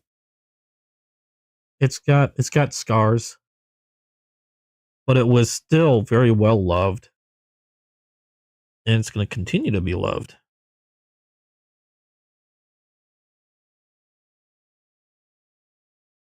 Back in 1892, we had a knife in our pockets and a Winchester on our shoulder. Hell yeah. Cleaver or the tiny toothpick was your favorite? I'm surprised you liked the tiny toothpick as much as you did. I mean, it's a neat little knife. It's got a really cool scale on it. But, you know, knowing you, I figured you'd be like, that cleaver all the way. Actually, I didn't think I oiled the cleaver at all. Okay, so this guy is good to go until I decide to go over it with a more fine-tooth comb. I might think about, you know what? Hold on, before I pull anything out or else out. I opened up a lot of knives today. I only had 3 packages to open, but I opened up a lot of knives. Okay, not razor, but still not terribly. Okay, maybe a little. I probably could do with a sharpening. Yeah, that'll need to be sharpened. And I will probably use my work sharp to do it. I never got a chance to really look at the work sharp. I know I showed the workshop earlier in last week's live stream. It's become my favorite sharpening tool now. I do a lot of freehand sharpening, but I wanted to try out one of these fixed angle things. And now that I had a chance to use it, I don't know how I got around without one. I gotta get the mini and the standard. You can buy it for me. But I was going to show you this. I'll show it now. We've got some time still. This is the work sharp. Now, originally I started with a basic version and then I upgraded. There's an upgrade kit that comes with more stones, and also the upgrade kit comes along with this carry case. Originally, the work sharp sharpener came with just the sharpening mechanism or stand or whatever you want to call it itself, and then 1 triad stone, and I'll show you that in a little bit. But I did upgrade. The upgrade came with these 3 pieces, and the case is what the upgrade came with. Originally, the work sharp came with these pieces here, and this is the sharpening unit. And I actually was even using it kind of wrong when I first got it.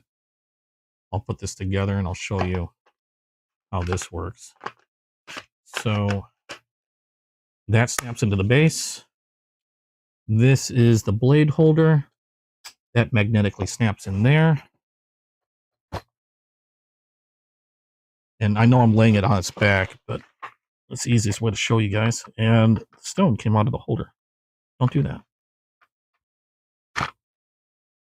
And then it originally came with this single, well, it's not a single stone, but a single piece that has a 320 grit, a 600 grit diamond stone, and then a ceramic fine. So this is actually all you really need in regards to keeping a blade nice and sharp. Now, granted, you might not be able to polish it to a mirror finish edge with this, but you can get a razor sharp edge with just these 3. I liked it so much, I got the other stones to upgrade. And now this is probably my favorite one, or favorite sharpening method, really. I still have diamond stones that I'll use freehand. And I'll be honest, this does a fantastic job. and for a really good price. This what you see here, if I remember correctly, on Amazon was going, and I have a link down below if you want to check it out. It's in the description. All this here, okay, I think was about $70, which is a fantastic price. And you got angles you can adjust from 15 degrees to 30 degrees, and it works really, really well. However, if again, it does work fantastic, but if you want the sharpest, mirror, crazy sharp razor edges, it's still probably going to, your best bet is probably going to go freehand, but it is going to cost you considerably more because you're talking about going from, say, like 250 grit all the way on up to like 5,000, 8,000 grit if you're really looking for like a mirror edge. And it's going to take also a considerable amount of time. I'm just looking for something that'll give me a good edge at with relative ease, and this really does the job. I can get a nice razor sharp edge with this. It might not be like a mirror, like, you know, I can look at myself in the, you know, on the blade edge, but it's pretty good. To give you an example, yeah, these especially from Work Sharp, I mean, for $70, what you get here does what you need. Really, it'll do what you need. The one I got, the reason why I upgraded is because so that way I can get a slightly higher polished edges on those knives. This one was horrendous. This is a squirrel knife that I got. It's another vintage knife. I got because I was collecting knives that had to do with squirrels. And this was a Russian USSR knife. You can see it's really rough. I even had to use pliers to open the sucker up, and I had to bend the blade. It had a wicked bend to it. And it was horribly sharpened by hand. I ran this through it. I should have waited for the stream, but I ran this through it. You can see it's not even on the edge because you can see where they had hand sharpened it. Okay, but if you look closely, you might be able to see where I ran it through this sharpener. It's like a secondary bevel. And it went from not being able to cut cheese. Let me see, where'd the magazine go? Like, I could barely cut cheese with it if I wanted to. That thing was rough to the point of where now, and I didn't spend a whole lot of time doing this. I was doing a quick job of this. Oops. Now, there are some portions of this knife which could use some work. Of course, now I'm tearing it like crazy.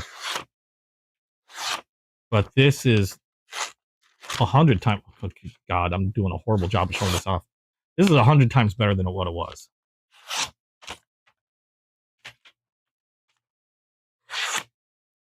This was 100 times better than what it used to be. And that was just a few minutes just to see what I could do with this thing when I was testing it out. I could spend more time on it, and I know I can get to a hair shaving edge with this thing. This knife really needed some work. It's the only other vintage knife that I have. I don't even know when they made this. I just know it was, at the time, they call it Soviet USSR vintage squirrel something something. And even got it with a leather, with apparently its original leather sheath. And I had to work on this one. That took a lot of work. There we go. And I'm thinking of running, I might go ahead and sharpen this using it. There's a lot more polishing and cleaning I still want to do on this, first of all, though. I did do a good job, you know, cleaning out that well with the oil. Still got a lot of grit coming out. It is smoothing out, though. Now, for those who really want to know the age of this knife, if you're really that curious know when I was born. Hold on a second. I'm not going to explain it, but I know there are people that know how to. And let's just say, let's see here. 1, 2, 3, 4, 5, 6. Okay. So if you really want to know the age of this knife, look closely. And there you go. There. If you really want to know the age of that knife, you can figure it out. But yeah, I was going to show this a little bit more in depth, and then I got into everything else. So maybe we'll do more with it next week and do some actual sharpening. But if you want to know more on this one, I do have a link to Amazon for this down below, as well as a bunch of other stuff like this mat, the cases that I use to store my knives, my knife collection, and amongst other things. So if you're curious, just check the links down below. Other than that, I mean, I think that's going to be it. Let me know what your favorite was. Again, mine was this. If we're talking modern knives, then my favorite would probably have to be that Concept Newhall, which would be this one here. These are probably my top 2 favorite knives that I've unboxed just this week. The Concept Newhall with MagnaCut steel, premium blade crossbar lock that I'm just doing a horrible job of opening up right now. I just love the blade shape. I love the steel. Awesome carbon fiber handles, titanium for the handle, carbon fiber for the scales, golden accents. The only thing is, opening it with my thumb is weird. But then again, opening anything with a thumb hole with my thumb has been weird lately. I've been having an easier time of course I do that now, having an easier time spider flicking knives than using my thumb. But if we had to go with modern knives, this would be my favorite of everything that I've unboxed this week. If we're going overall, just in general, how could I not call this one my favorite? This, I'm super impressed with, and I'm loving every bit of this. I'm trying to decide if I really want to do any sharpening to it or just keep it as is. I don't know. I might not. I'm not sure. Rex, I'm not going to say anything. I am not 84 years old. Do these hands look like the hands of an 84-year-old? I hope not, because good grief.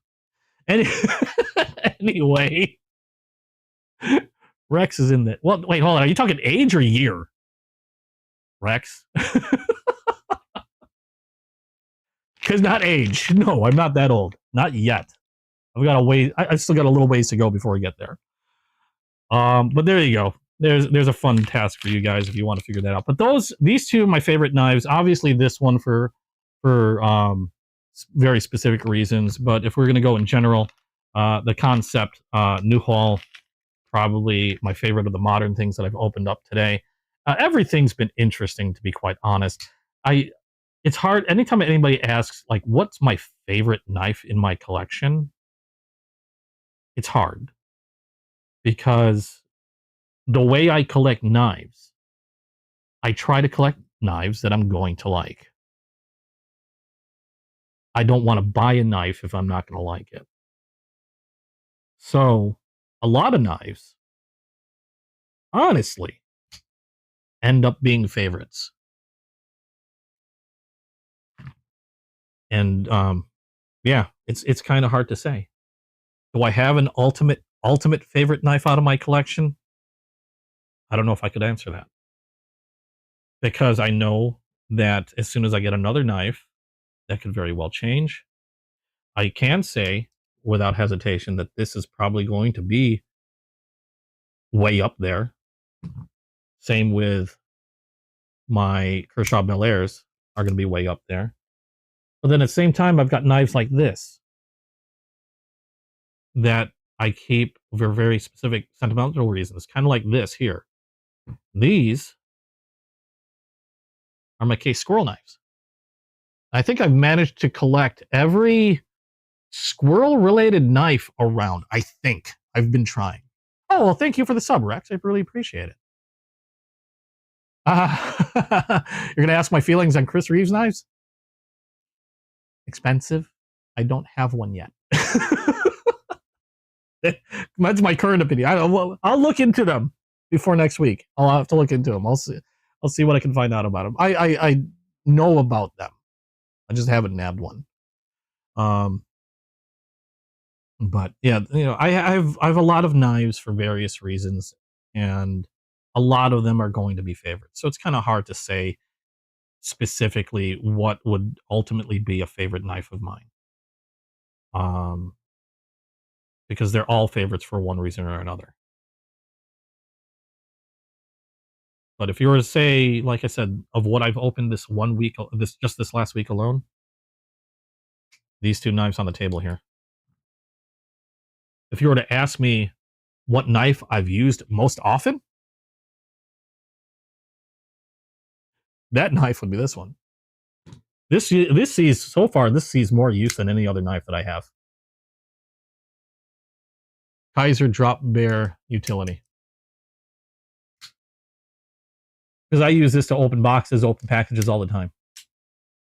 To be quite honest, if you're using a knife to open boxes and packages, get yourself something like this. Don't use one of these. Get something like this if you're just opening packages. Or a nice inexpensive traditional knife, which is something that I'll use a lot too to open packages. You have 3 of them. Woo! Yeah, I've been kind of overzealous the last couple of weeks. So I think things probably will start toning down a little bit in terms, like, this was a big haul. This is probably one of my biggest hauls that I've opened up, this and last week's, in terms of brand new knives. And some of my most expensive knives to date, I've opened up within these last 2 lives. I still have new knives coming in, but probably nothing anywhere close to the cost and expense. Most of the knives that I have in my collection and most of the knives that I've collected are generally in the budget area. I have a lot of Cevivi. I have a lot of Kaiser. A lot of my favorite knives are from there. I have other knives that are of particular value to me because some of them were gifts. Like I've got a Cevivi Krabby, not a new knife. Well, it's a relatively new knife, not an expensive knife, but special to me because it was given to me by another knife that was given to me by my girlfriend as a gift, birthday present. But yeah, most of what I get tends to be in the budget realm. And when I say budget realm,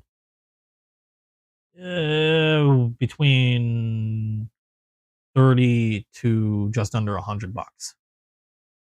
Yeah, this hobby, especially when you're going for knives like those concepts, those high-end concepts, the high-end Remets, Chris Reeve. Um, I'd love to get my hands on a Medford. Probably not going to happen. You're talking knives $500 on up. I remember seeing Neves Knives open up and showcase a knife that was 10 grand.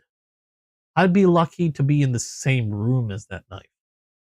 But yeah, that can bankrupt you pretty quick. But the cool thing about knife collecting is there's a lot of knives and a lot of very collectible knives for practically every budget range. Like I said, Rough Rider, some of the most collectible knives, traditional knives around are Rough Rider knives. And they're good quality knives. They're decent quality.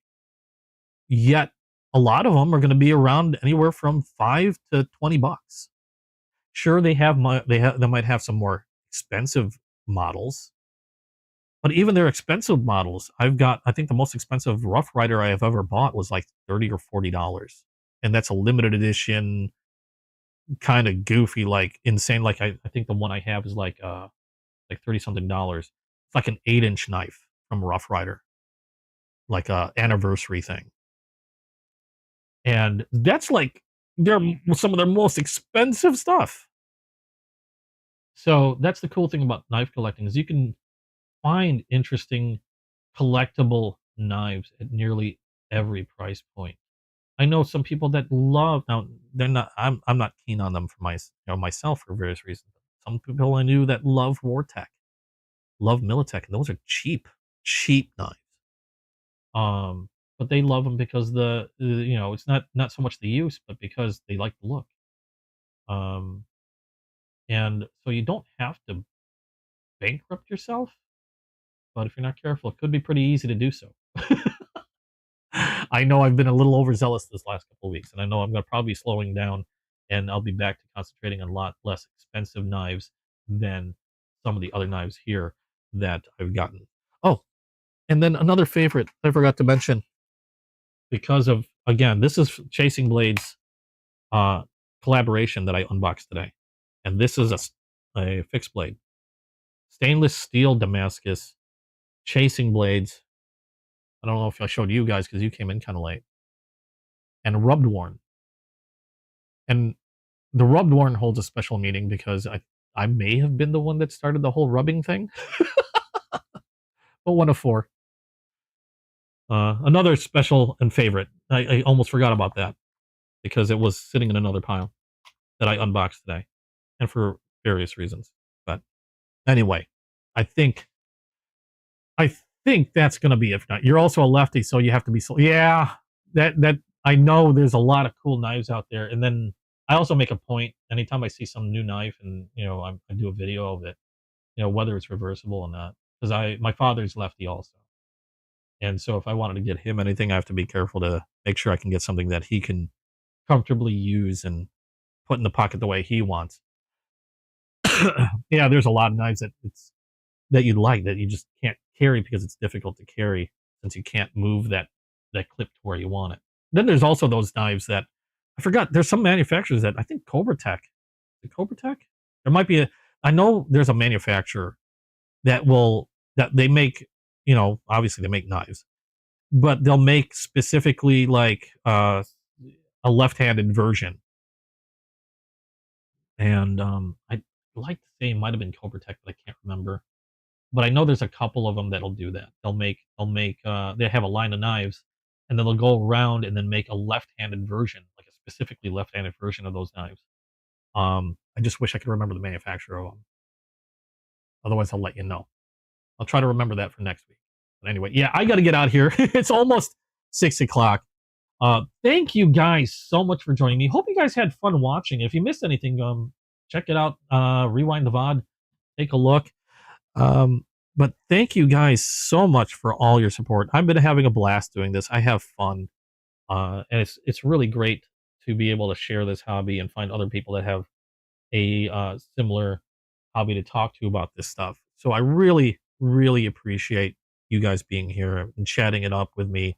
And I really hope you enjoyed watching. And I hope to keep continuing this for as long as I can. I might not be able to get new knives every time, but even if I come across a time where, say, for the week I couldn't get anything new, I'll still try to do a live anyway, and we'll just chat knives, do whatever.